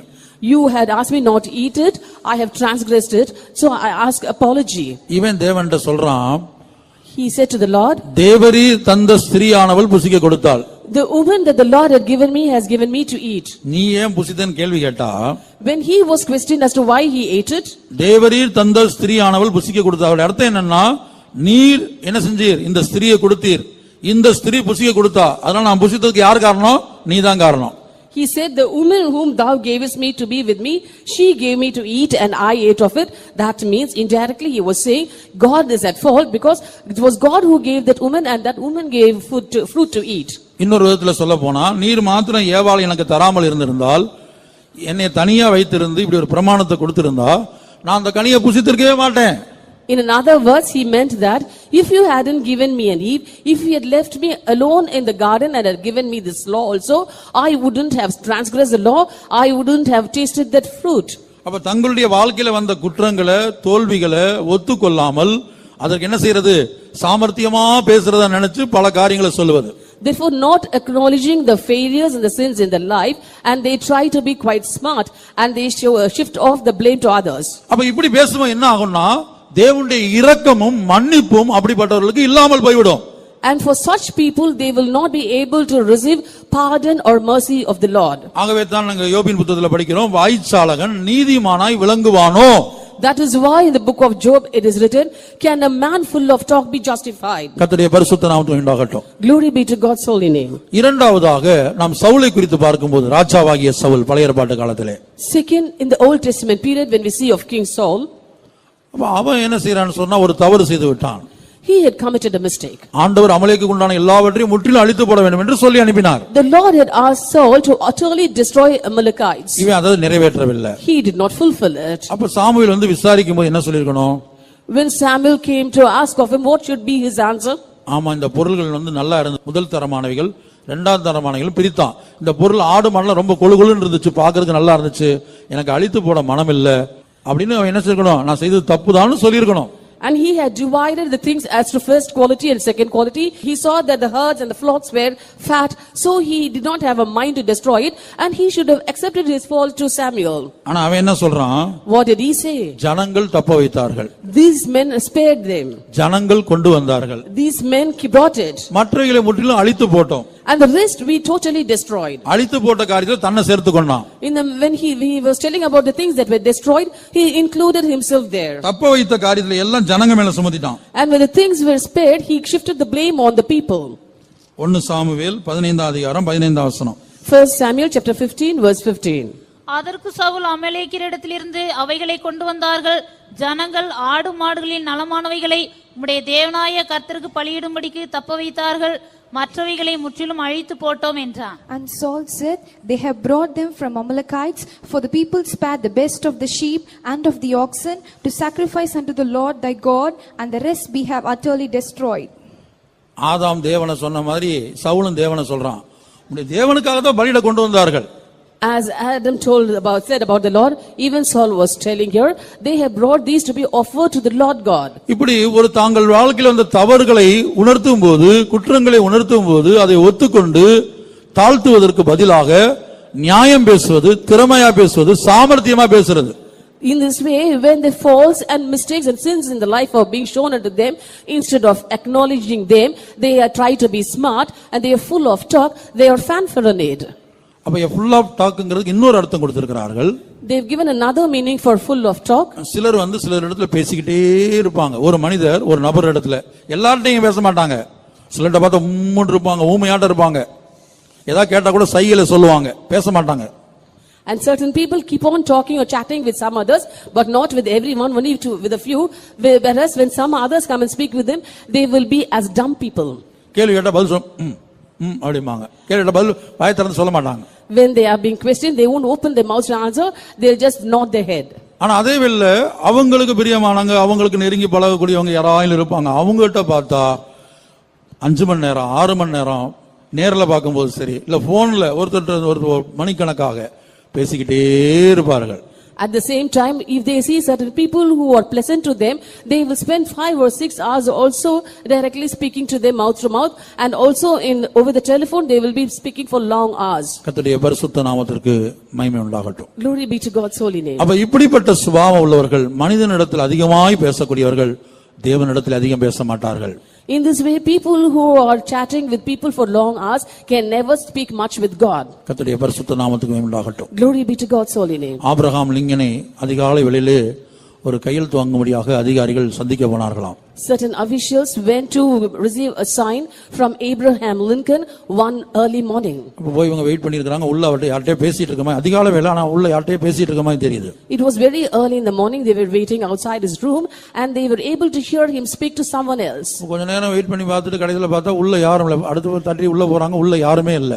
They were waiting for some time and later they knocked the door and went in, and to their dismay they saw none else than Abraham Lincoln alone. அப்போது அவர்கள் கேட்டார்களாம், Then they asked him, இவ்வளவு நேரம் நீங்க யார்ட்ட பேசிட்டு இந்த மாதிரி சத்தம் கேட்டதுன்னு கேட்டாங்களாம். with whom were you speaking all this while, for we were able to hear you speak to someone. அப்போது அவர் 2 காரியம் சொன்னாராம். Then he told them 2 things. அப்ப என்னுடைய தாய் எனக்கு 2 காரியம் சொல்லி கொடுத்திருக்கிறார்கள். My mother has taught me two things. ஒன்று, முதலாவது காலையில எழும்பின உடனேயே ஒரு மனிதன்கிட்ட பேசுறதுக்கு முன்னாடி முதலாவது உன் தேவனிடத்துல பேசு. First, early in the morning every day, as soon as you wake up, first talk with your Lord God before talking to men. இரண்டாவது, ஒரு நாள்ல ஒரு மனிதன்கிட்ட எவ்வளவு நேரம் பேசுறியோ அதை பார்க்கலாம் அதிகமான நேரம் தேவன்கிட்ட பேசியிருக்கணும். Second, in a day, you may be talking many hours with men. You have to talk with your God more than you talk to men. இப்போ நீங்க ஒவ்வொருத்தரும் உங்க செல்போனை கொண்டு வந்து கொடுக்கணும். Everyone உங்க செல்போனை கொண்டு வந்து டேபிள்ல வைக்கணும். All of you must place your cell phones on the table. இன்றைக்கு ஒரு நாள் மட்டும் நீங்க எவ்வளவு நேரம் இன்கமிங் கால் எவ்வளவு பேசியிருக்கீங்க, உங்களுக்கு வந்த கால்ல அடுத்து நீங்க பண்ணி அவுட் கோயிங் கால் எவ்வளவு நேரம் பேசியிருக்கீங்க, ஒரு நாளைக்கு நீங்க எவ்வளவு நேரம் பேசியிருக்கீங்க, அது யார்ட்டையும் பேசிருக்கலாம், எக்ஸோ யார்ட்டும் பேசிக்கங்க, எவ்வளவு நேரம் பேசியிருக்கீங்க மனிதரிடத்துல. We have to find out how many hours you have spent on your incoming calls and how many hours you have spent on your outgoing calls. It may be some X or Y in your life. இது இல்லாம என்ன செய்றீங்க, போன்ல பேசாம நேர்ல வேலை பார்க்குற இடத்துல, குடியிருக்கிற இடத்துல, வீட்டுல பேசிக்கிட்டே இருக்கிறீங்க. நீங்க சில பேசிக்கிட்டே இருப்பாங்க. In addition to speaking over the phone directly, also personally you could have spoken to the people in your house or the people with the people in the place where you work. இப்படி பேசிக்கிட்டே இருக்கிறவங்க கிராமத்துல சொல்லுவாங்க, ஓட்டப்பானைக்குள்ள நண்ட விட்ட மாதிரின்னு சொல்லுவாங்க. The people who are keeping on talking like this will be called in the villages as a crab inside a broken pot. கர்த்தருடைய பரிசுத்த நாமத்துக்கு மகிமை உண்டாகட்டும். Glory be to God's holy name. அதுபோல அப்ப இப்படி பேசிக்கிட்டே இருக்கும்போது, மனிதரிடத்தில் அதிகமாய் பேசும்போது தேவனிடத்தில் பேசுவது குறைகிறது, நம்முடைய ஆவிக்குரிய ஜீவிதத்தில் குறை உண்டாகிறது. In this way, if we could speak for long hours with men, naturally our talk with the Lord will be less and our spiritual life also will be lagging behind. ஆகவே தான் நாம் படிக்கிறோம், உன்னுடைய தேவ சமூகத்தில் நீ பேசுறது கூட என்ன செய்யணும், இப்ப நீங்க தேவ சமூகத்தில் ஜெபம் பண்றீங்க, ஒரு சாட்சி சொல்றீங்க, இதுவும் கூட என்ன செய்யணுமா, சுருக்கமா இருக்கணும் தான் எழுதப்பட்டிருக்கு. That is why in the scripture it is written, even when you come to the presence of God to pray and to testify, your words must be few. தேவன் வானத்தில் இருக்கிறார், நீ பூமியில் இருக்கிறாய், உன்னுடைய வார்த்தைகள் சுருக்கமா இருப்பதாக. God is in heaven and thou upon the earth, therefore let thy words be few. அதனால சபையில ஜெபிக்கும் போது, சபையில எழும்பி சாட்சி சொல்லும் போது என்ன செய்யக்கூடாது, வள வள வள வளன்னு மணிக்கணக்கா சொல்லிட்டு இருக்க கூடாது. Therefore, when you pray in the church and when you testify in the church, it should not be very lengthy.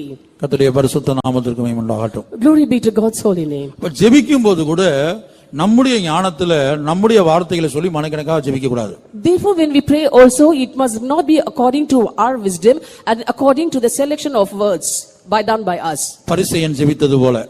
As the Pharisee prayed. பரிசேயன் பாருங்க ஜெபத்துல அவங்க கதை இவங்க கதை அந்த கதை இந்த கதையெல்லாம் போய் ஆண்டவர்ட்ட சொல்றான். In the prayer, the Pharisee was telling about the stories of others to the Lord. அவங்கள காட்டிலும் நீர் என்னை நல்லா வைத்திருக்கிறீன்னு சொல்றான். He told the Lord, you have placed me in a better position than these. அதற்காக உம்மை ஸ்தோத்திரிக்கிறேன்னு சொல்றான். And he said, I thank thee, Lord, for that. ஆனா திரும்பி போகும்போது இவன் பாவியா திரும்பி போனான். But when he returned as a sinner. இவன் பண்ண ஜெபம் இவனை தேவ சமூகத்துல இவன் பண்ண ஜெபம் அவனை பாவியா மாத்திருச்சு. His prayer in God's presence made him a sinner. ஆகவே நாம் என்ன செய்யணும்? Therefore, what should we do? வேதம் சொல்லுகிற ரோமர் 8ஆம் அதிகாரத்துல படிக்கிறோம். In Romans chapter 8 we read. நாம் ஏற்றபடி வேண்டிக் கொள்ள வேண்டியது என்னதென்று அறியாதிருக்கிறோமா? We do not know how we have to pray. ஆண்டவர்ட்ட எப்படி ஜெபிக்கணும்ங்கிறது நமக்கு தெரியாதாம். We do not know how to pray unto the Lord. இப்ப பாருங்க ஒரு அதிகாரிகள்ட்ட போய் பேசுறது எப்படி பேசணும்னு நமக்கு தெரியணும். So when we go to speak to an official, we must know the method. நம்ம வீட்ல பேசுற மாதிரி போயிட்டு என்ன செய்ய கூடாது? அதிகாரிகள்ட்ட பேசணும்னா எனிமி என்ன செய்வாங்க? வெளியில போன்றுவாங்க. If we go and speak to the official as we speak at home, he will ask us to get out of the place. கர்த்தருடைய பரிசுத்த நாமத்துக்கு மகிமை உண்டாகட்டும். Glory be to God's holy name. அப்ப நான் என்ன சொல்ல வரேன்னா இப்படிப்பட்டதான இடத்துல ஒரு நபர் இடத்துல ஒரு அதிகாரி இடத்துல ஒரு ஸ்தானத்துல இருக்கவங்ககிட்ட எப்படி பேசணுங்கிறது நமக்கு தெரியணும். Therefore, we must know the method as to how we have to speak to certain people and also to certain officials. அப்ப உலகத்திலே எப்படி ஆனா தேவன்ட்ட எப்படி நம்ம பேசணும்ங்கிறது நமக்கு அதிகமா தெரிந்திருக்கணும். And if it be so in the world itself, we should have known better as the way we have to speak with our God. அதான் பரிசேயனுக்கு பேச தெரியாம பேசி ஜெபிக்க தெரியாம ஜெபிச்சு பாவியா மாறிட்டான். That is how Pharisee was not able to speak the way he had to speak, and he did not pray the way he had to pray, and that's why he turned to be a sinner. அப்ப நம்ம எப்படி ஜெபிக்கணும்? How should we pray? தேவ சமூகத்துல நாம் பரிசுத்த ஆவியானவருக்கு காத்திருக்கணும். We have to wait for the Holy Ghost in God's presence. நமக்கு எத்தனையோ பிரச்சனைகள் இருக்கு நம்ம லைஃப்ல. There are so many problems in our life. நம்முடைய வாழ்க்கையில எத்தனையோ பிரச்சனைகள் இருக்குது. There are so many problems in our life. எந்தெந்த பிரச்சனையை எந்தெந்த நேரத்துல இப்ப சில சொல்லுவாங்க அவருடைய மூட பார்த்து சொல்றேன் ஒரு சிஎம்ஐயோ அல்லது ஒரு மந்திரியோ அல்லது ஒரு குடும்ப தலைவர் ஒரு காரியத்தை கேட்டாலும் என்ன சொல்லுவாங்க? அம்மா சொல்லுவாங்க பிள்ளைகிட்ட அப்பாவுடைய மூட பார்த்து நான் சொல்றேன்பாங்க. Suppose we want to speak to a CM or to a minister or even to the father in the house, we will say, let us first see his mood and then convey the matter to that person. அதுபோல தேவனிடத்தில் என்ன செய்யணும்னா நம்ம எப்படி பேசணும்ங்கிறது நமக்கு தெரியாதுன்னு வேதம் சொல்லுது. Similarly, the scripture says we do not know how to pray or how to speak to God. ரோமர் 8ஆம் அதிகாரம் 26ஆம் வசனம். Romans chapter 8 verse 26. அந்தபடியே ஆவியானவரும் நமது பலவீனங்களில் நமக்கு உதவி செய்கிறார். நாம் ஏற்றபடி வேண்டிக் கொள்ள வேண்டியது என்னதென்று அறியாமல் இருக்கிறபடியால் ஏற்றபடி வேண்டிக் கொள்ள வேண்டியது இன்னதென்று அறியாது இருக்கிறபடியால். அறியலையா? நம்ம யாருக்குமே தெரியாது. 50 வருஷம் விசுவாசியா இருந்தாலும் சரி 50 வருஷம் ஊழியம் செஞ்சாலும் சரி அறியாது இருக்கிறோம். We may be a believer of 50 years or we may be in the ministry for 50 years, but we know not what we should pray for as we ought. அதோட அர்த்தம் என்னன்னா நம்முடைய மனுஷிய ஞானத்துக்கு அது தெரியாது, நம்முடைய மாம்சத்துக்கு அது தெரியாது. The meaning is that by human wisdom or by our flesh, we do not know how to pray. ஆவியானவர் தாமே வாக்கு கடங்காத பெருமூச்சுகளோடு நமக்காக வேண்டுதல் செய்கிறார். Likewise, the Spirit also helpeth our infirmities, for we know not what we should pray for as we ought, but the Spirit itself maketh intercession for us with groanings which cannot be uttered. அதான் தேவ சமூகத்துக்கு வரும்போது உங்களுக்கு சமயம் கொடுக்கப்படுது. மணிக்கணக்கா உபவாசத்துக்கு வந்தா மணிக்கணக்கா கொடுக்கப்படுகிறது.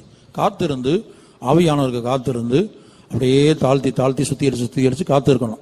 அப்ப ஆவியானவர் வந்து நமக்குள்ள ஜெபிக்க ஆரம்பிப்பார். That is why when you come to God's presence, time is being given for you so that you wait patiently in God's presence and get filled in the Spirit so that at the end the Spirit itself will start making intercession for us. ஆகவே வாய்ச்சாலகன் a man full of talkங்கிறதுக்கு ரெண்டு காரியம் சொல்லியிருக்கிறேன். ஒன்று ஒரு காரியம் வந்து தேவனிடத்திலே வந்து என்ன செய்ய வேண்டியது? செஞ்ச தவற மறைச்சு செஞ்ச தவற ஒத்துக்கொள்ளாம தன்னுடைய குற்றத்தை ஒத்துக்கொள்ளாம நியாயம் பேசுறது, சாமர்த்தியமா பேசுறது. Therefore, for a man full of talk, I have given two explanations. First is, you are hiding or you are not able to acknowledge the sins and faults and you are going and justifying it in God's presence. இன்னொரு மனிதனை குறித்து இயேசு சொல்லுகிறார். Jesus says of another man. இப்படி பேசினதான ஒரு மனிதன். A man who spoke like this. 5 தாலந்து வாங்கினவன் 2 தாலந்து வாங்கினவன் 1 தாலந்து வாங்கின அந்த சம்பவத்துல in the instance where men got 5 talents, 2 talents and 1 talent. அந்த 1 தாலந்து வாங்கினவன் சொல்றான், ஏன்பா நீ 1 தாலந்து என்னப்பா செஞ்ச? 1 தாலந்து வச்சு நீ சம்பாதிக்கலையான்னு கேட்டா இவன் அதை புதைச்சு வச்சுட்டு சொல்றான், நீர் விதைக்காத இடத்தில் அறுக்கிறவரும் தெளிக்காத இடத்தில் சேர்க்கிறவரும், கேட்ட கேள்விக்கு பதில் சொல்லாம அவன் விளக்க கொடுக்கிற ஆண்டவருக்கு, நீர் விதைக்காத இடத்தில் அறுக்கிறவரும் தெளிக்காத இடத்தில் சேர்க்கிறவருமான கடினமுள்ள மனுஷன் என்று அறிவேன். And when the man who received 1 talent was questioned as to why he did not increase it, the answer given by him was, I know that thou art an austere man, where you have gathered where thou hast not strawed. லூக்காவில் அது தெளிவா எழுதப்பட்டிருக்குது, மற்ற சுவிசேஷத்திலும் இருக்குது. ஆனா லூக்கால தான் ஆண்டவர் அழகா சொல்றாரு, உன் வாய் சொல்லைக் கொண்டே உன்னை நியாயந்திருக்கிறேன். In the gospel according to Luke, Jesus says, I judge you by the words of your mouth. அப்ப நம்ம பேசுகிற வார்த்தைகள் நம்மை நியாயந்திருக்கக்கூடியதா? நம்ம சொல்ற வார்த்தையே, ஆண்டவரை குறித்து நம்ம சொல்ற வார்த்தையை நம்ம நியாயந்திருத்து விடும். Therefore the words that we speak about the Lord itself will be judging us. 19 Luca 19 Luke chapter 19 21 வசனம் முதல் வாசிங்க. verse 21 onwards. நீர் வைக்காததை எடுக்கிறவரும் விதைக்காததை அறுக்கிறவருமான கடினமுள்ள மனுஷன் என்று அறிந்து உமக்கு பயந்திருந்தேன் என்றான். அதற்கு அவன், பொல்லாத ஊழியக்காரனே, உன் வாய் சொல்லை கொண்டே உன்னை நியாயந்தீர்க்கிறேன். நான் வைக்காததை எடுக்கிறவனும் விதைக்காததை அறுக்கிறவருமான கடினமுள்ள மனுஷன் என்று அறிந்தாயே, பின்ன ஏன் நீ For I fear thee that thou art an austere man, and thou takest where thou hast not laid, and thou reapest where thou hast not sowed. கர்த்தருடைய பரிசுத்த நாமத்துக்கு மகிமை உண்டாகட்டும். Glory be to God's holy name. அப்ப இப்படி நம்முடைய வார்த்தைகள் மூலமாக நாம் நியாயந்திருக்கப்பட வேண்டிய சூழ்நிலை உண்டாகும். பரிசேயன் தன்னுடைய வார்த்தையின் மூலமாக பாவியாய் மாற்றப்பட்டான். In this way we will be judged by the words of our mouth, and the Pharisee also turned to be a sinner by the words of his mouth. அதுபோல ஒரு மனிதன் மற்றொரு மனிதனிடத்தில் அதிகமாய் பேசும்போது சொற்களின் மிகுதியில் பாவம் இல்லாமல் போகாது என்று வேதம் சொல்கிறது. Similarly, when a man speaks to another man much, that is what the scripture says, in the multitude of words there wanteth not sin. கர்த்தருடைய பரிசுத்த நாமத்திற்கு மகிமை உண்டாகட்டும். Glory be to God's holy name. அடுத்த ராஜாவை குறித்து நாம் பார்க்கிறோம். Now let's come to the next king. சொற்களின் மிகுதியில் பாவம் இல்லாமல் போகாதுங்கிறதை நாம் நீதிமொழிகளில் படிக்கிறோம். We read that in the book of Proverbs. நீதிமொழிகள் 10:19 நினைக்கிறேன். அடுத்த ராஜா கெதேரின் ராஜா. The next king is the king of Geder. கெதேர் என்கிறதான வார்த்தையினுடைய அர்த்தம் வால், சுவர் என்பதாகும். The meaning of the term Geder is wall. கர்த்தருடைய பரிசுத்த நாமத்துக்கு மகிமை உண்டாகட்டும். Glory be to God's holy name. கெதேர் என்கிறதான வார்த்தைக்கு வேத ஆராய்ச்சியாளர்கள் கொடுத்த அர்த்தம் சுவர், வால் என்று கொடுத்திருக்கிறார்கள். The biblical scholars have given a meaning for the term Geder as wall. இந்த கெதேரின் ராஜா யாருடைய வாழ்க்கையில் உயிரோடு இருக்கிறானோ அவன் என்ன செய்வான் என்று சொன்னால், முதலாவது நமக்கும் தேவனுக்கும் இடையில ஒரு சுவரை உண்டாக்குவான். If the king of Geder is alive in a person, he will bring up a wall between us and God. நான் மறுபடியும் சொல்லுகிறேன், Let me repeat. கெதேரின் ராஜா நம்முடைய ஜீவியத்தில் உயிரோடு இருந்தால் முதலாவது நமக்கும் நம்முடைய தேவனுக்கும் இடையிலே ஒரு சுவரை உண்டாக்குவான். If the king of Geder is alive in our lives, first of all, he will bring up a wall between us and our God. இரண்டாவது, இந்த கெதேரின் ராஜா நமக்குள்ள உயிரோடு இருந்தால் நமக்கும் மற்றொரு தேவனுடைய பிள்ளைக்கும், தேவனால் அபிஷேகம் பண்ணப்பட்ட மற்றொரு தேவனுடைய பிள்ளைக்கும், அது இயேசுவின் சுயரத்தத்தினால் சம்பாதிக்கப்பட்ட மற்றொரு தேவனுடைய பிள்ளைக்கும் இடையில ஒரு சுவரை உண்டாக்குவான். And second, if this king of Geder is alive in us or alive in a child of God, he will bring up a wall between him and another anointed child of God who has been purchased by the precious blood of Jesus. கெதேர் என்றால் சுவர் என்று அர்த்தமாம். The meaning of the term Geder is wall. இந்த ராஜா உயிரோடு இருந்தால், if this king is alive, நமக்கும் தேவனுக்கும் இடையில் முதலாவது சுவரை உண்டாக்குவான். First he will bring up a wall between us and our God. இப்ப நமக்கும் தேவன் அந்த பக்கம் இருக்கிறான்னு வைத்துக்கொள்ளுங்க, நான் இந்த பக்கம் இருக்கிறேன், நடுவில் ஒரு பெரிய சுவர் இருக்குன்னு வைத்துக்கொள்ளுங்க. அப்ப என்ன செய்ய முடியாது? எனக்கு தேவனை பார்க்க முடியாது. Suppose God is on the other side and I am on this side and there is a wall between us, I cannot see my God. அதுபோல ஒரு தேவனுடைய பிள்ளைக்கும் மற்றொரு தேவனுடைய பிள்ளைக்கும், Similarly for a child of God and another child of God, இடையில ஒரு சுவரை உண்டாக்கி விடுவான். and he will bring up a wall in between. முதலாவது தேவனுக்கும் நமக்கும் இடையில் எப்படி சுவரை உண்டாக்குகிறான்? First of all, how does he bring up a wall between us and our God? எசேக்கியேல் தீர்க்கதரிசன புத்தகம் 43ஆம் அதிகாரம் 8ஆம் வசனத்தில் நான் வாசிக்கும்போது, தேவனுக்கும் தேவ ஜனங்களுக்கும் இடையிலே சுவர் உண்டானதாக நாம் பார்க்கிறோம். In the prophetical book of Ezekiel chapter 43 verse 8, we see that there was a wall between God and his children. அவர்கள் எனக்கும் தங்களுக்கும் நடுவே ஒரு சுவர் இருக்கும்படி கர்த்தர் சொல்றார். The Lord says. கர்த்தர் சொல்றார் தம்முடைய ஜனத்தை குறித்து. The Lord says about his people. அவர்கள் எனக்கும் தங்களுக்கும் நடுவே ஒரு சுவர் இருக்கும்படி, ஒரு சுவர் இருக்கும்படி. And they had made a wall that can be found between me and them. அப்படி தெளிவா வாசிங்க மறுபடியும். அவர்கள் எனக்கும் தங்களுக்கும் நடுவே ஒரு சுவர் இருக்கும்படி தங்கள் வாசற்படியை என் வாசற்படி அண்டையிலும் தங்கள் வாசல் நிலைகளை என் வாசல் நிலைகள் அண்டையிலும் சேர்த்து என் பரிசுத்த நாமத்தை தாங்கள் செய்த அருவருப்புகளினால் தீட்டுப்படுத்தினார்கள். ஆகையால் என் கோபத்திலே அவர்களை நாசமாக்கினேன். In their setting of their threshold by my thresholds, and their posts by my posts, and the wall between me and them, they have even defiled my holy name by their abominations that they have committed, wherefore I have consumed them in mine anger. அப்ப தேவனுக்கும் கர்த்தர் சொல்றாரு தம்முடைய ஜனங்களை குறித்து, எனக்கும் தங்களுக்கும் நடுவே ஒரு சுவரை எழுப்பி விட்டார்கள். The Lord said about his people, they have raised up a wall between me and them. அப்ப இந்த சுவர் எப்படி எழுப்பப்பட்டது? How was this wall raised up? கல்ல கொண்டு கட்டி அல்ல. Not by using stones. இப்ப பாருங்க, இந்த ரூமுக்கும் இந்த ஹாலுக்கு இடையில ஒரு சுவரை பார்க்கிறோம். Now we see a wall between this hall and the room on the other side. இந்த சுவர் இப்ப கல்லால கட்டப்பட்டிருக்குது. This wall has been built of bricks. ஆனா அங்க கட்டப்பட்ட சுவர் எப்படிப்பட்டது? But what sort of wall was that?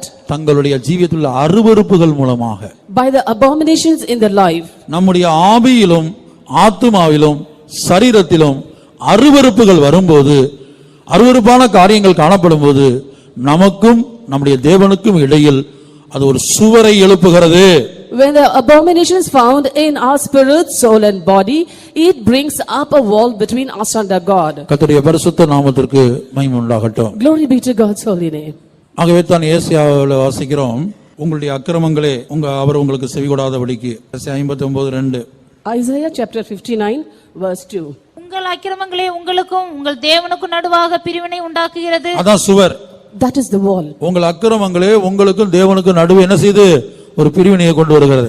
Your iniquities have separated between you and your God. உங்கள் பாவங்களே அவர் உங்களுக்கு செவிகொடாதபடிக்கு அவருடைய முகத்தை உங்களுக்கு மறைக்கிறது. அவருடைய முகத்தை உங்களுக்கு மறைக்கிறது. And he has made his face to be hid from you. இடையில சுவர் வந்தாச்சு. That is, the wall has come in between. But your iniquities have separated between you and your God, and your sins have hid his face from you, that he will not hear. இந்த கெதேரின் ராஜா என்ன செய்கிறான்?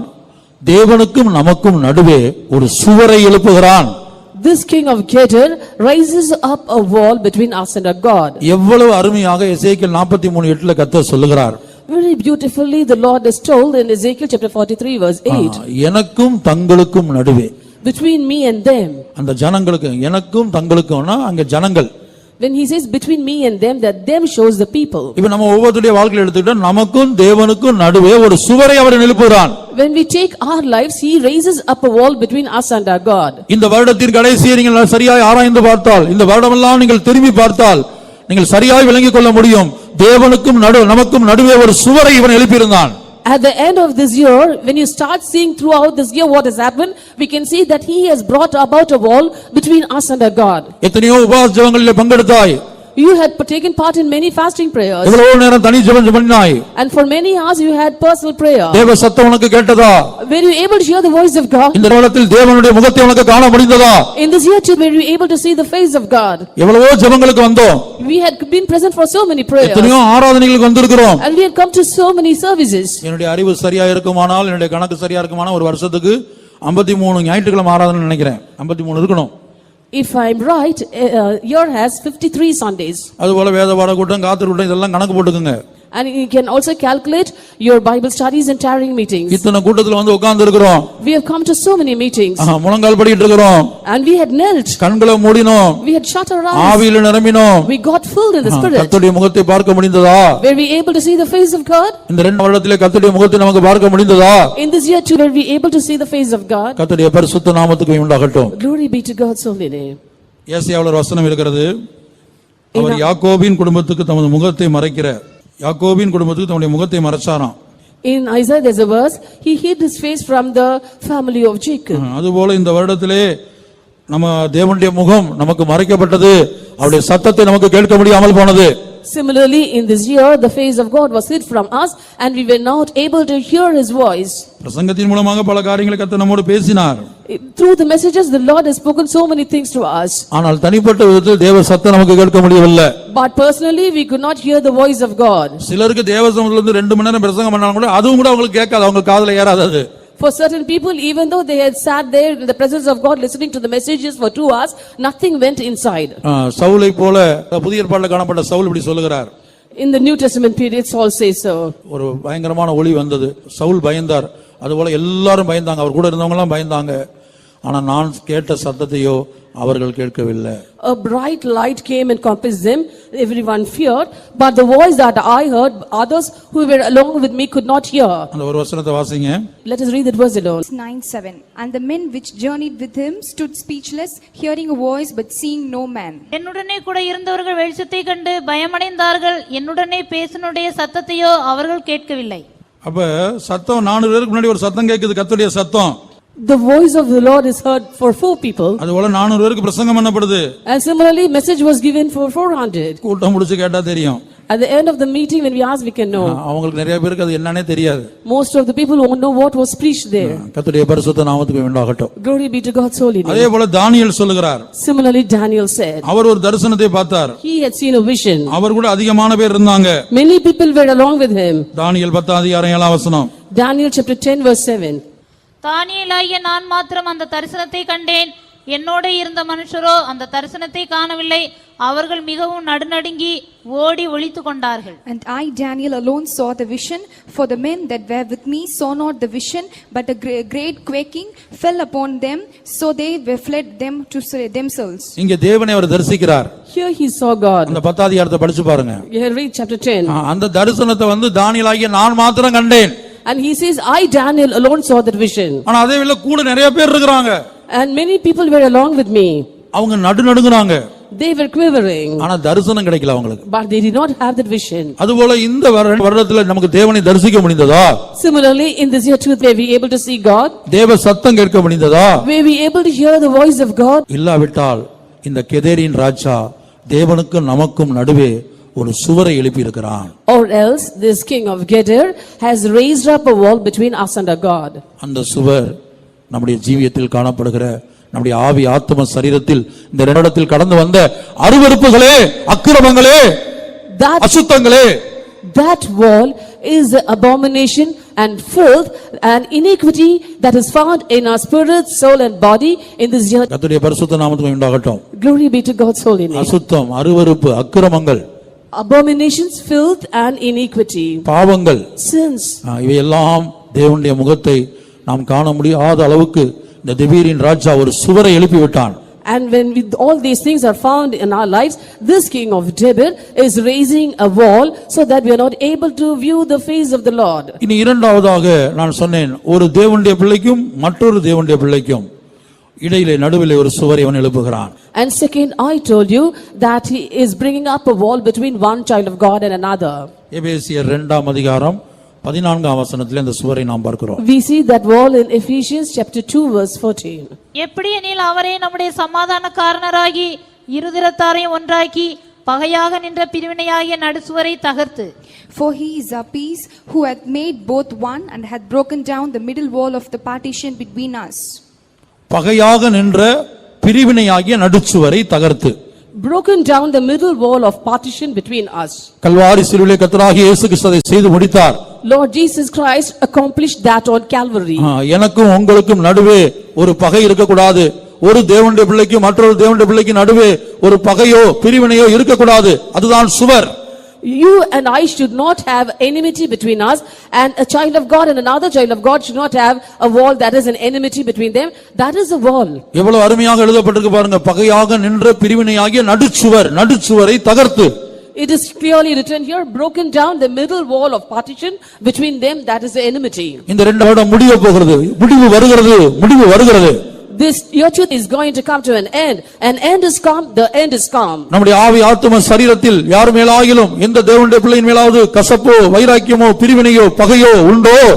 In our spirit, soul and body, have we got any bitterness, hatred or emulation or division between another child of God? எனக்கு யாரிடத்திலும் பகையோ கசப்போ பிரிவினையோ வைராக்கியமோ துக்கமோ ஒன்று இல்லை என்று நமக்கு சொல்ல முடியுமா? Can we say that I do not have hatred, bitterness, enmity, emulation and variation between any children of God? இயேசுவின் சுய இரத்தத்தினால் சம்பாதிக்கப்பட்ட சபை, The church which has been purchased by the blood of Jesus, இங்கே காணப்படுகிற ஒவ்வொரு தேவனுடைய பிள்ளைகளும் இயேசுவின் சுய இரத்தத்தினால் சம்பாதிக்கப்பட்டவர்கள். Every child of God found here have been purchased by the blood of Jesus. ஒரு தேவனுடைய பிள்ளைக்கும் மற்றொரு தேவனுடைய பிள்ளைக்கும் இடையிலே பகை இருக்கிறதோ?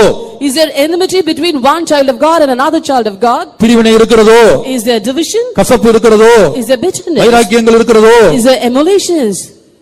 துக்கங்கள் வருத்தங்கள் இருக்கிறதோ? Is there grievance and sorrow? இதுதான் சுவர். This is the wall. இந்த சுவரை இந்த கெதேரின் ராஜா எழுப்பிக் கொண்டிருக்கிறான். This king of Gedar is bringing up this wall. ஆகவே இந்த வருடத்தின் கடைசியிலே கல்வாரி சிலுவையிலே ஆண்டவர் இந்த சுவரை தகர்த்தது போல இன்றைக்கு ஒருவருக்கு மற்ற ஒரு தேவனுடைய பிள்ளைக்கும் மற்ற தேவனுடைய பிள்ளைகளுக்கும் இடையே எழுப்பப்பட்ட இந்த பகை என்கிற சுவர், இந்த பிரிவினை என்கிற சுவர் தகர்க்கப்பட வேண்டும்.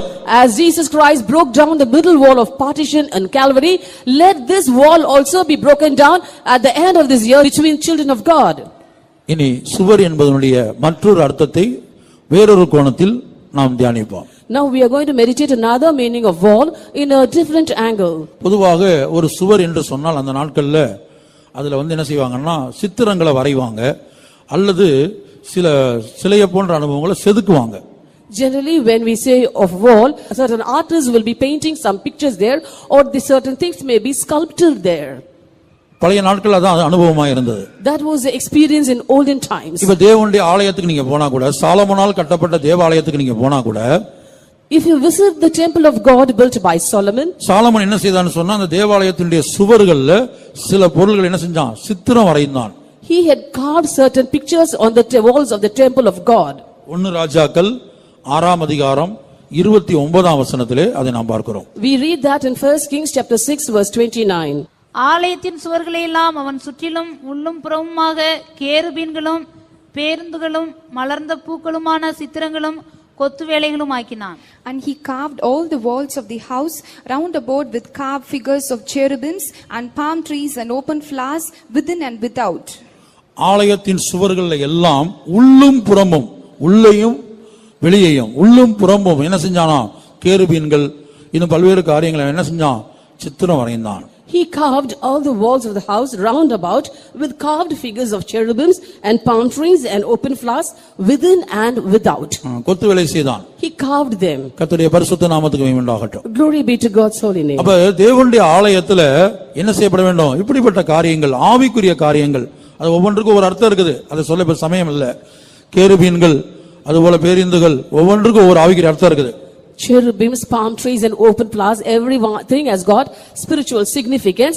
Similarly in the house of God, all these spiritual experiences must be found on the walls. இது எதை காட்டுகிறது என்று சொன்னால் நம்முடைய மனதிலும் நம்முடைய இருதயத்திலும் நம்முடைய சரீரத்திலும் என்ன செய்ய வேண்டும், ஆவிக்குரிய காரியங்கள் பதிக்கப்பட வேண்டும். This shows that in our mind and in our heart and our body, all spiritual things must be embossed.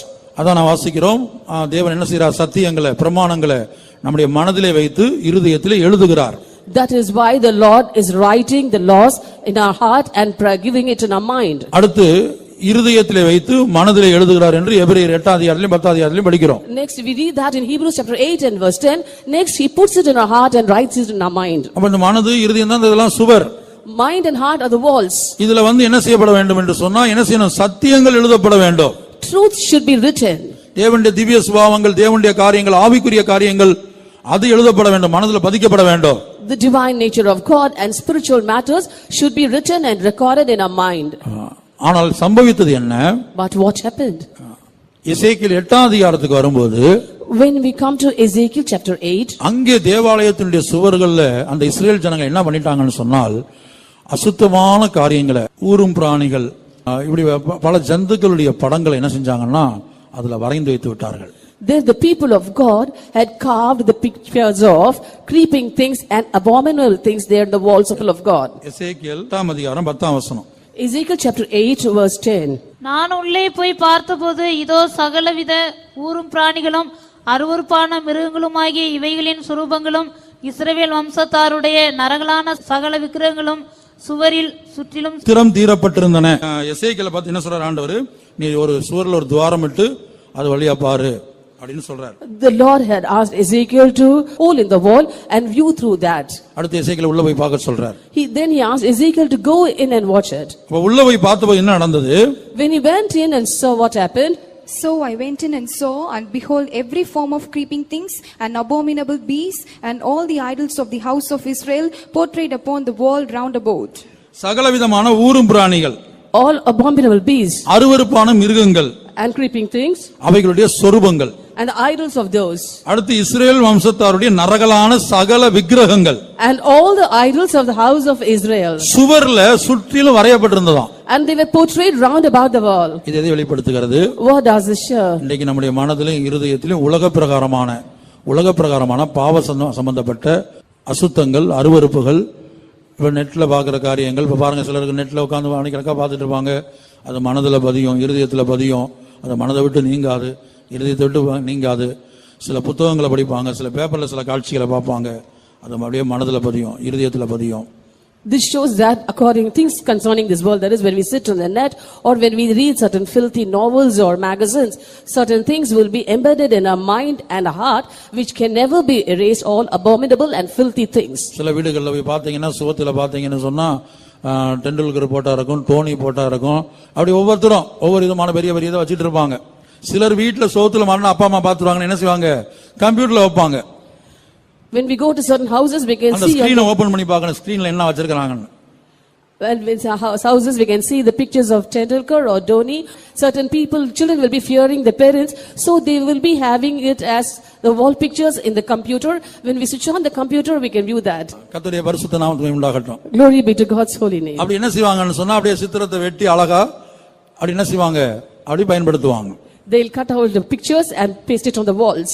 ஒவ்வொரு திரைப்பட நடிகர்களோ அல்லது விளையாட்டு வீரர்களோ அல்லது வேற ஏதாவது சிலர் என்ன செய்வாங்க, பில் கேட்ஸை போல மாறணும், அம்பானியை போல மாறணும், இப்படி ஏதாவது மனிதர்கள்.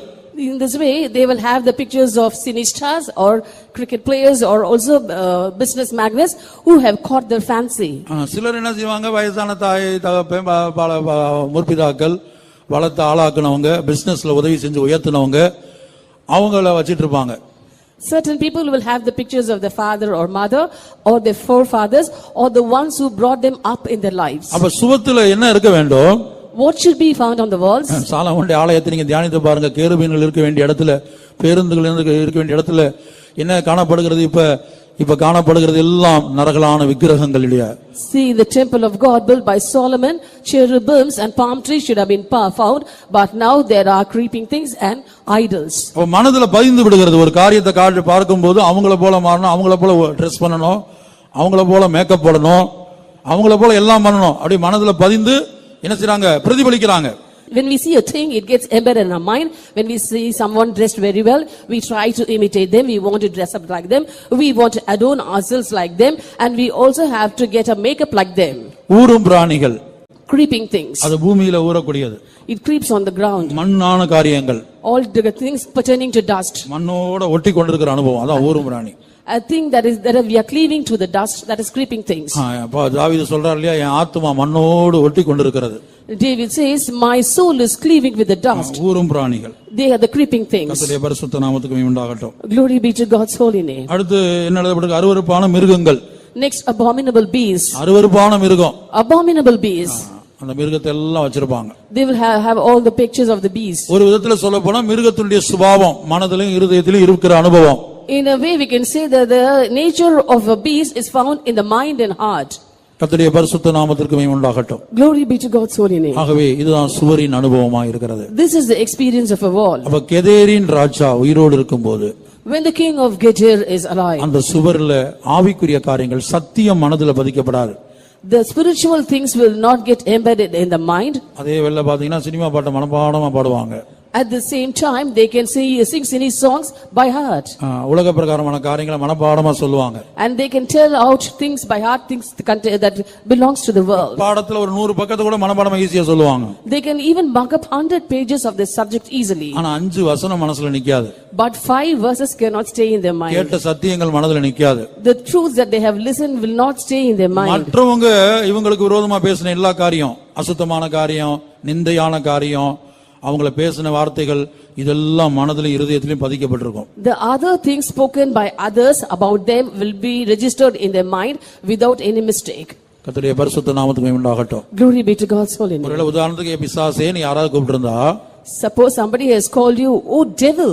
பிசாசே போ பிசாசே அப்படின்னு யாராவது சொல்றாங்க வச்சுக்கோங்களேன். Suppose somebody comes and tells you, get thee behind me, Satan. அதை யாரு சொன்னா? Who said? எத்தனை வருஷத்துக்கு முன்னாடி சொன்னாங்க? How many years back they told எந்த this? வருஷம் எந்த மாதம் எந்த தேதியில எந்த இடத்துல எத்தனை பேருக்கு முன்பாக சொன்னாங்கங்கறத கரெக்ட்டா சாகர நேரத்துல கரெக்ட்டா சொல்லுவாங்க. At the time of your death also you may be able to recollect it properly, saying this year, this month, this day, this week, and before so many people they spoke these words. அப்ப ஆவிக்குரிய காரியங்கள், பக்தி விருத்திக்கு ஏதுவான காரியங்கள், ஜீவனுக்கு ஏதுவான காரியங்கள் இது மனதிலே இருதயத்திலே இருக்காது. Therefore spiritual things or things that are for edification or things that are for our benefit will not be retained in our mind. யாரையாவது குறித்து ஏதாவது பாவ சம்பந்தப்பட்ட காரியங்கள், ஒரு ஆளுடைய தோல்வி சம்பந்தப்பட்ட காரியங்கள் இதெல்லாம் கேள்விப்பட்டு அது அப்படியே மனதில் வைத்துக் கொண்டிருப்பாங்க. வருஷ கணக்கா அது மனதிலே இருக்கும். When we listen to the sins of others or the shortcomings in the life of others, those things will be registered in our mind and will be retained by our mind for years together. இப்போ உங்களுடைய செல்போன்ல delete பண்ணக்கூடிய ஒரு option இருக்குது.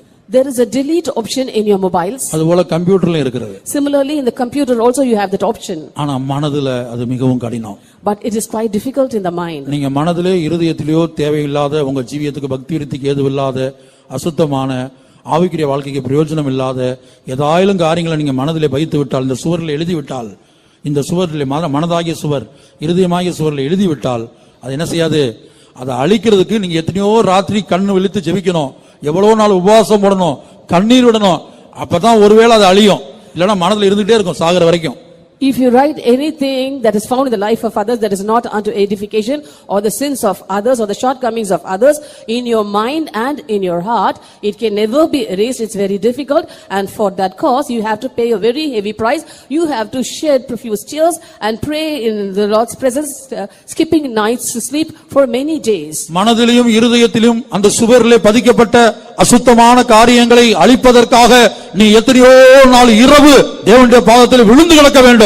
So many nights you have to be at the feet of the Lord, so that the unclean things, the filthy things that you have heard and written in your mind and heart about others are to be erased. எத்தனையோ நாள் உபவாசிக்க வேண்டும். You have to fast for many days. ஆண்டவரே இந்த எண்ணங்கள் இந்த நினைவுகளை என் மனதை விட்டு நீக்கணுமே, என் இருதயத்தை விட்டு நீக்கணுமே என்று நீ கதற வேண்டும், உபவாசிக்க வேண்டும். You have to fast and cry aloud unto the Lord, saying, all these thoughts and imaginations have to be erased from my mind and memory. ஏதோ செல்போன்லயும் கம்ப்யூட்டர்லயும் உடனே போய் என்ன சொல்றது, delete பண்ண முடியாது. You cannot delete those things easily as you can do it in a mobile or in a computer. இதை கெதேரின் ராஜா அறிந்திருக்கிறான். The king of Gezer also knows of it. ஆகவே தான் சுவரிலே அவன் என்ன செய்கிறான்? That is why what does he do on the wall? அந்த சுவரிலே அவன் என்ன செய்கிறான் என்று சொன்னால், அசுத்தமான மிருகங்களுடைய, நரகலான விக்கிரகங்களுடைய, ஊரும் பிராணிகளுடைய சித்திரங்களை அவன் வரைந்து விடுகிறான். That is why he is carving out the pictures of creeping things, abominable beasts, and the idols of the house of Israel there. சிலர் சொப்பனம் பார்ப்பாங்க. Certain people will dream. சொப்பனம் பார்க்கும்போது பாத்தீங்கன்னா ஏதாவது ஒபாமா வருவார் சொப்பனத்துல. Obama will be there in their dream. Obama வருவார், இல்ல வேற யாராயிலும் ஒரு பிலிம் ஸ்டார் யாராயிலும் வருவாங்க. Or some film star will come in their dream. தேவன் வர மாட்டாரு. God won't come in their dream. தேவனை தரிசனத்துல பார்த்தோம், சொப்பனத்துல பார்த்தோம்னு பார்க்க மாட்டாங்க. Nobody will say I have seen God in my vision or in my dream. உலக பிரகாரமாக எந்த காரியத்தை அதிகமா பார்க்கறாங்களோ அதோட பழகுறாங்களோ அந்த காரியங்கள் எல்லாம் அவங்க மனதிலே இருதயத்திலே வந்து கொண்டே இருக்கும். And you in your mind and heart will come people with whom you come across quite often and with whom you get acquainted quite often. முடிவு வருகிறது. An end is come. நாம் எல்லாரும் முழங்கால் படிடுவோம். Let's all come on our knees. இந்த வருடத்துக்கு ஒரு முடிவு வருகிறது. There is an end for this year. இந்த கூட்டங்களுக்கு ஒரு முடிவு வருகிறது. There is an end for these meetings. அதற்கு முன்பாக Before that, தேவன் இரக்கமுள்ளவராய் இருந்து, God being merciful, மன உருக்கம் உள்ளவராய் இருந்து, and being pitiful, கிருபை உள்ளவராய் இருந்து, gracious, நம்மேல் அன்புள்ளவராய் இருந்து, and loving us, எனக்குள்ளும் உங்களுக்குள்ளும் காணப்படுகிற and the things that are found in you and me. இந்த தெபீரின் ராஜா, 9வது ராஜா தெபீரின் ராஜா, The 9th king, there is a king of Gezer, இந்த 10வது ராஜா கெதேரின் ராஜா, and the 10th king, the king of இந்த Gezer. ராஜாக்களுக்கு தேவன் முடிவுண்டாக்க வேண்டும். God should bring an end to these kings. உங்கள் எத்தனை பேர் இந்த கூட்டத்தின் முடிவிலே ஒத்துக்கொள்ள போகிறீர்கள்? How many of you are going to acknowledge this at the end of this meeting? எனக்குள்ளே தெபீரின் ராஜா உண்டு. The king of Gezer is found in me. எனக்குள்ளே தெபீரின் ராஜா உண்டு. The king of Gezer is there in me. எத்தனையோ விக்கிரகங்களை கொண்டு வந்து வைத்து விட்டான். He has brought in so many idols. அஸ்ரோத்தை கொண்டு வந்து வைத்து விட்டான். He has brought in Ashtoreth. மில்கோமை கொண்டு வந்து வைத்து விட்டான். He has brought in Milcom. காமோஸை கொண்டு வந்து வைத்து விட்டான். He has brought in Chemosh. மோலோகை கொண்டு வந்து வைத்து He விட்டான். has brought in Molech. உலக பிரகாரமான காரியங்களை, பூமிக்குரிய காரியங்களை சிந்திக்கும்படியாய் பண்ணி விட்டான். He has made me to think all earthly things. பூமிக்குரிய காரியங்களை தேடும்படியாய் பண்ணி விட்டான். He has made me to seek earthly things. ஆண்டவரே, பரத்துக்குரியவைகளை தேட உதவி செய்யும் ஐயா. Lord, help me to seek heavenly things. வேதத்திலே வாசிக்கிறோம், பூமிக்குரிய மீன்கள் உண்டு, வானத்துக்குரிய மீன்கள் உண்டு. In the scripture we see that there are certain celestial bodies and the certain terrestrial bodies. ஓ, பரலோகத்துக்குரியவர்களாய் நாம் மாறுவோமாக. Let us belong to heaven. சீயோனுக்குரியவர்களாய் மாறுவோமாக. Let us belong to Zion. எருசலேமுக்குரியவர்களாய் மாறுவோமாக. Let us belong to Jerusalem. இந்த தெபீரின் ராஜாவுக்கு கர்த்தர் ஒரு முடிவை கொண்டு வருவாராக. Let the Lord bring an end to the king of Debir. அதுபோல அதிகமாய் பேசுகிற அனுபவத்தை குறைப்போமாக. Similarly, let's stop talking much. மனிதரிடத்தில் அதிகமாய் பேசுவதை குறைப்போமாக. Let us stop talking much with people. தேவனிடத்தில் அதிகமாய் பேச பழகு. You have to learn to talk much with God. தேவனோடு உறவாட பழகு. And learn to converse with God. மணிக்கணக்காய் அவரோடு பேசு. You have to speak with the Lord for hours together. அதே வேளையில் உன்னுடைய ஜீவியத்திலே, என்னுடைய ஜீவியத்தில் இருந்த குற்றங்கள் குறைவுகளுக்காக நாம் நியாயம் பேசாமல், தேவனிடத்தில் சாமர்த்தியமாய் பேசாமல் இருப்போமாக, தாழ்த்துவோமாக, ஒத்துக்கொள்வோமாக. At the same time, let us not justify and let us acknowledge the sins and shortcomings that are found in our lives, and let us humble ourselves. கெதேரின் ராஜாவுக்கு ஒரு முடிவை ஆண்டவர் கொண்டு வரட்டும். Let the Lord bring an end to the king of Gezer. தேவனுக்கும் நமக்கும் நடுவே சுவரை எழுப்பி இருக்கிறானே. He has raised up a wall between us and our God. இந்த இடத்தில் நம்முடைய ஆவியில் பல அருவருப்புகளை, அசுத்தங்களை கொண்டு வந்து, In this year he has brought in certain filth and abominations in our spirit. நம்முடைய ஆத்துமாவிலே பல அசுத்தங்களை கொண்டு வந்து, And brought in filthiness in our soul. நம்முடைய சரீரத்தின் அவயவங்களிலே, சரீரத்திலே பல அசுத்தங்களை கொண்டு வந்து, And brought in filthiness in our members of our body. தேவனுக்கும் நமக்கும் நடுவே ஒரு சுவரை எழுப்பி இருக்கிறானே. He has raised up a wall between God and us. தேவனுக்கும் நமக்கும் நடுவே ஒரு சுவரை எழுப்பி இருக்கிறானே. He has raised up a wall between God and us. நம்முடைய தேவனுடைய முகத்தை காண விடாமல், நம்முடைய தேவனுடைய சத்தத்தை கேட்க விடாமல் பண்ணினானே. He has made us not to see the face of God and has not allowed us to hear the voice of God. இந்த கூட்டங்களின் முடிவு வருவதற்கு முன்பாக, இந்த வருடத்தின் முடிவு வருவதற்கு முன்பாக கர்த்தர் இந்த கெதேரின் ராஜாவுக்கு ஒரு முடிவு உண்டாக்குவாராக. Let the Lord bring an end to the king of Gezer before the end of this meeting and before the end of this year. அப்போது முதலாம் மணி நேரத்தில் நீ பிரவேசிக்கும் போது உன் தேவனாகிய கர்த்தரை முகமுகமாய் நீ காண்பாய். Then when you enter into the first hour of this year, you will be able to see your Lord God face to face. சாமுவேலே, சாமுவேலே என்று அவர் அவனுடைய பெயரை சொல்லி அழைத்தது போல, சவுலே, சவுலே என்று பெயரை சொல்லி அழைத்தது போல, ஆதாமே என்று பெயரை சொல்லி அழைத்தது போல, முதலாம் மணி நேரத்தில் உன்னுடைய பெயரையும் என்னுடைய பெயரையும் அவர் சொல்லி அழைப்பார். As he called Samuel, Samuel, as he called, oh Saul, Saul, and as he called Hagar, in this year he will also be calling out our names. அடுத்து தேவனுடைய பிள்ளைகளுக்கும் நமக்கும் நடுவே ஒரு சுவரை எழுப்பி இருக்கிறார். Next, he's raised up a wall between children of God and us. பகை வேண்டாம். Do not need enmity. கோபத்தை நெகிழ்ந்து உக்கிரத்தை விட்டுவிடு. You leave of his anger and then leave of wrath. பொல்லாப்பு செய்ய ஏதுவான எரிச்சல் உனக்கு வேண்டாம் என்று எழுதப்பட்டிருக்கிறது. It is written that you should not have bitterness which is due unto wickedness. என் மகனே, என் மகளே, பகை உனக்கு வேண்டாம். My son and my daughter, you should not have enmity. என் மகனே, என் மகளே, கசப்பு உனக்கு வேண்டாம். Oh my son and my daughter, you should not have bitterness. என் மகனே, என் மகளே, பிரிவினை உனக்கு வேண்டாம். My son and my daughter, you should not have separation. அதை வேறு யாராவது வைத்துக் கொள்ளட்டும். Let someone else have it. அந்த நடுச்சுவர் தகர்க்கப்படட்டும். Let the middle wall be broken down. Kalvari சிலுவையிலே தகர்க்கப்பட்ட நடுச்சுவரை நீ ஏன் எழுப்ப வேண்டும்? And the middle wall which was broken down on Calvary, why should you raise it up once again? இயேசு தம்முடைய சிலுவை மரணத்தின் மூலமாக அந்த நடுச்சுவரை தகர்த்திருக்கும் போது நீயும் நானும் ஏன் அந்த சுவரை கட்டி எழுப்ப வேண்டும்? When Jesus by his death on Calvary has broken down the middle wall of partition, why should you and I once again build it up? சிலுவை மரணத்தை நேசித்தால், We will love the death on the cross. இயேசுவின் சிலுவை மரணத்தை கனமணினால், If you honor the death of Jesus on the cross, அந்த பகையாகிய நின்ற பிரிவினையாகிய நடுச்சுவர் இப்போதே தகர்க்கப்படட்டும். right now let the middle wall of partition, that is the enmity, be broken down. சுவரில் சித்திரந்திருக்கிற அனுபவம், And the experience of carving on the walls, சத்தியங்கள் நம்முடைய மனதிலே பதியட்டும். let the truths be embedded in our mind. சத்தியங்கள் நம்முடைய இருதயத்திலே பதியட்டும். Let the truths be embedded in our heart. உபதேசங்கள் பதியட்டும். Let the doctrines be embedded. தேவன் பேசுகிற காரியங்கள் பதியட்டும். Let the words spoken by God be தேவனுடைய முகம் embedded. பதியட்டும். Let the face of God be embedded. உங்களுடைய கம்ப்யூட்டர் ஸ்கிரீன்ல நீங்க என்ன வைத்து இருக்கிறீங்க? What have you kept on your computer screens? அதான் சுவர். That is the wall. அதுல என்ன படம் வைத்திருக்கீங்க? What picture is there on the display? என்ன பேர் வைத்திருக்கீங்க? What name have you kept? என்ன எழுத்து வைத்திருக்கீங்க? What are the writings there? ஆனா சிலர் praise the Lord, praise the Lord, praise the Lord, praise the Lord. சில பிரைஸ் தி லார்ட் என்று வைத்திருப்பாங்க. Password என்னன்னு கேட்டா அல்லேலூயா என்று வைத்திருப்பார்கள். எல்லாம் ஆண்டவர் சம்பந்தப்பட்ட காரியங்கள். Certain people would have kept it as praise the Lord, praise the Lord, praise the Lord, and we ask for the password, they would say it's hallelujah. ஆனா சிலர் பாஸ்வேர்டா தம் ஃப்ரெண்ட் பேரை வச்சிருப்பாங்க.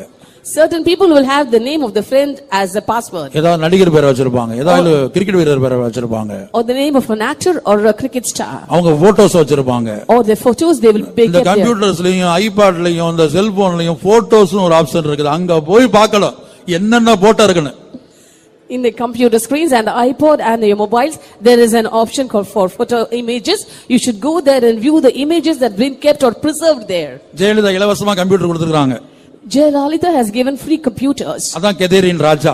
That is the king of Gedar. இதுல இவங்க என்ன செய்றாங்கன்னு சொன்னா, The thing that our children do is photos, videos, they've kept photo images and videos. அந்த photos போய் பார்க்கணும். You have to go and look at the photos there. அங்க யாருடைய photo இருக்கும்? Whose photo will be there? இயேசுடைய photo தான் வைக்க கூடாது. நம்ம We should not have the photo of Jesus. புரியுதா உங்களுக்கு? Do you understand? பெந்தோஸ்தேக்காரங்க இயேசு போட்டோ வைக்க கூடாது. Pentecostals should not display the photo of Jesus. அது உண்மைதான். That's true. இயேசு போட்டோ வைக்க கூடாதுங்கிறதுனால நான் வேற ஆளுடைய போட்டோ வச்சிருக்கிறேன். Because we do not have should not have the photo of Jesus, we got the photo of someone else. அந்த photos என்கிற இடத்துக்கு போனா அங்க எம்டியா இருக்க வேண்டும். When we go to the option for photos, it should be found empty. Videos என்கிற பகுதியில போனா அங்க எம்டியா இருக்க வேண்டும். When we look at the video images, it should be empty. அது உன் செல்போனா இருக்கட்டும், It may be your cell phone, உன் ஐபாடா இருக்கட்டும், or your iPod, ஐபேடா இருக்கட்டும், or iPad, லேப்டாப்பா இருக்கட்டும், or your laptops, கம்ப்யூட்டரா இருக்கட்டும், or your computer, எதுவாகவும் இருக்கட்டும். whatever may it be. இல்லைன்னு சொன்னா அந்த சுவர்ல சித்திரம் தீட்டு வைத்திருக்கிறாய். Or else you carved your walls. அந்த சுவரிலே சித்திரம் தீட்டப்பட்டிருக்கிறது. Your walls are being carved. கெதேரின் ராஜா உனக்குள்ளே வாசம் பண்ணுகிறான். The king of Gedar is living within you.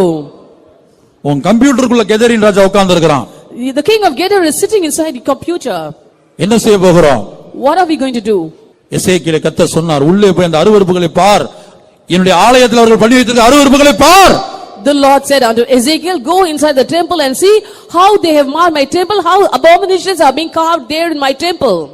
சகலவிதமான விக்கிரகங்களின் படங்களை வைத்திருக்கிறார்கள். They have portrayed the pictures of all idols there. அதான் நடிகருடைய படத்தை, கிரிக்கெட் வீரருடைய படத்தை, இன்னும் வேற யாருடைய படத்தை அது விக்கிரகத்தை போல வச்சு தெய்வத்தை போல வச்சிருப்பாங்க. அங்க போட்டோஸ்ல இருக்கும்.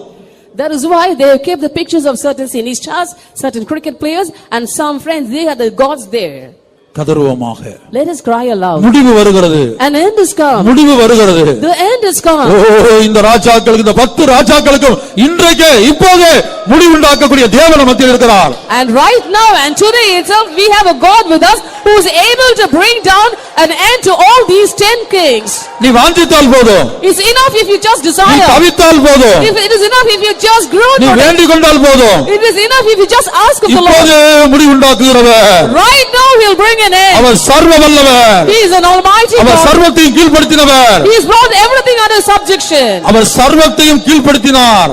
He has brought everything under subjection. அந்த வல்லமை அவர் உனக்கு இப்போதே கொடுக்கிறார். And he gives you that power right now. அந்த பலத்தை அவர் இப்போதே கொடுக்கிறார். Right now he gives you that strength. தேவன் இந்த ராஜாக்களுக்கு என்னுடைய வாழ்க்கையில் உன்னுடைய வாழ்க்கையில் முடிவு உண்டாக்குகிறார். The Lord is bringing end to these kings in your life and my life. நம்முடைய பகுதியில் நாம் ஒன்று செய்ய வேண்டும். On our part we are expected to do a thing. ஆண்டவரே, இந்த 10 ராஜாக்களின் ஜீவியத்தில் இருக்க காண்கிறேன். I find all these 10 kings to be alive in my life today. இந்த வருடத்துக்கு முடிவு வருவதற்கு முன்பாக, Before an end comes to this year. நீர் கிருபையாய் கொடுத்த இந்த கூட்டங்களுக்கு முடிவு வருவதற்கு முன்பாக, Before an end to these meetings which thou hast graciously given unto us. எனக்குள்ளே காணப்படுகிற இந்த ராஜாக்களுக்கு முடிவு உண்டாக்கும் ஆண்டவரே.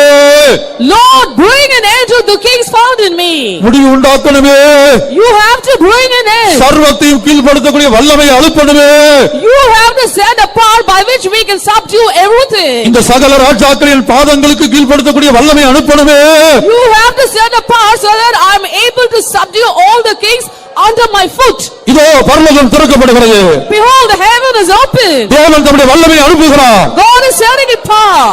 அந்த வல்லமையை நீ பெற்றுக்கொள்வாயாக. You have to receive that power.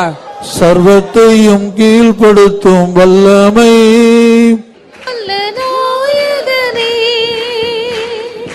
சர்வத்தையும் கீழ்ப்படுத்தும் வல்லமை இன்றும் அளிக்க வல்ல நாயகனே சகலமும் செய்கிறோம் தைரியமாய் நின்றிட சத்துவம் தாரும் ஐயனே. சத்துவம் தாரும் ஐயா.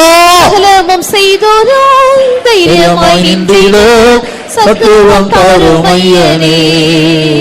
உந்தன் பலத்திலே தேவாய் எழுந்தருளும் உந்தன் மகத்துவத்தின் மேன்மையுடன் உந்தன் பலத்திலே தெய்வா எழுந்தருளும் உயர் பலத்தினால் எம்மை நிறைத்திடும் சாலிமில் ராஜரீகம் செய்குவே நீதி ஓங்கிடவும் ராஜமெங்கும் சாலிமில் ராஜரீகம் செய்குவே நீதி ஓங்கிடவும் ராஜமெங்கும் ராஜாக்கள் பிரமிக்க சாதிகள் நடுங்க சீயோனை சீரக்க செய்வே ராஜாக்கள் பிரமிக்க நடுங்க சீயோனை சீரக்க உந்தன் பலத்திலே தெய்வா எழுந்தருளும் உந்தன் மகத்துவத்தின் மேன்மையுடன் உந்தன் பலத்திலே தேவா எழுந்தருளும் உயர் பலத்தினால் எம்மை நிறைத்திடும் சர்வத்தையும் கீழ்ப்படுத்தும் வல்லமை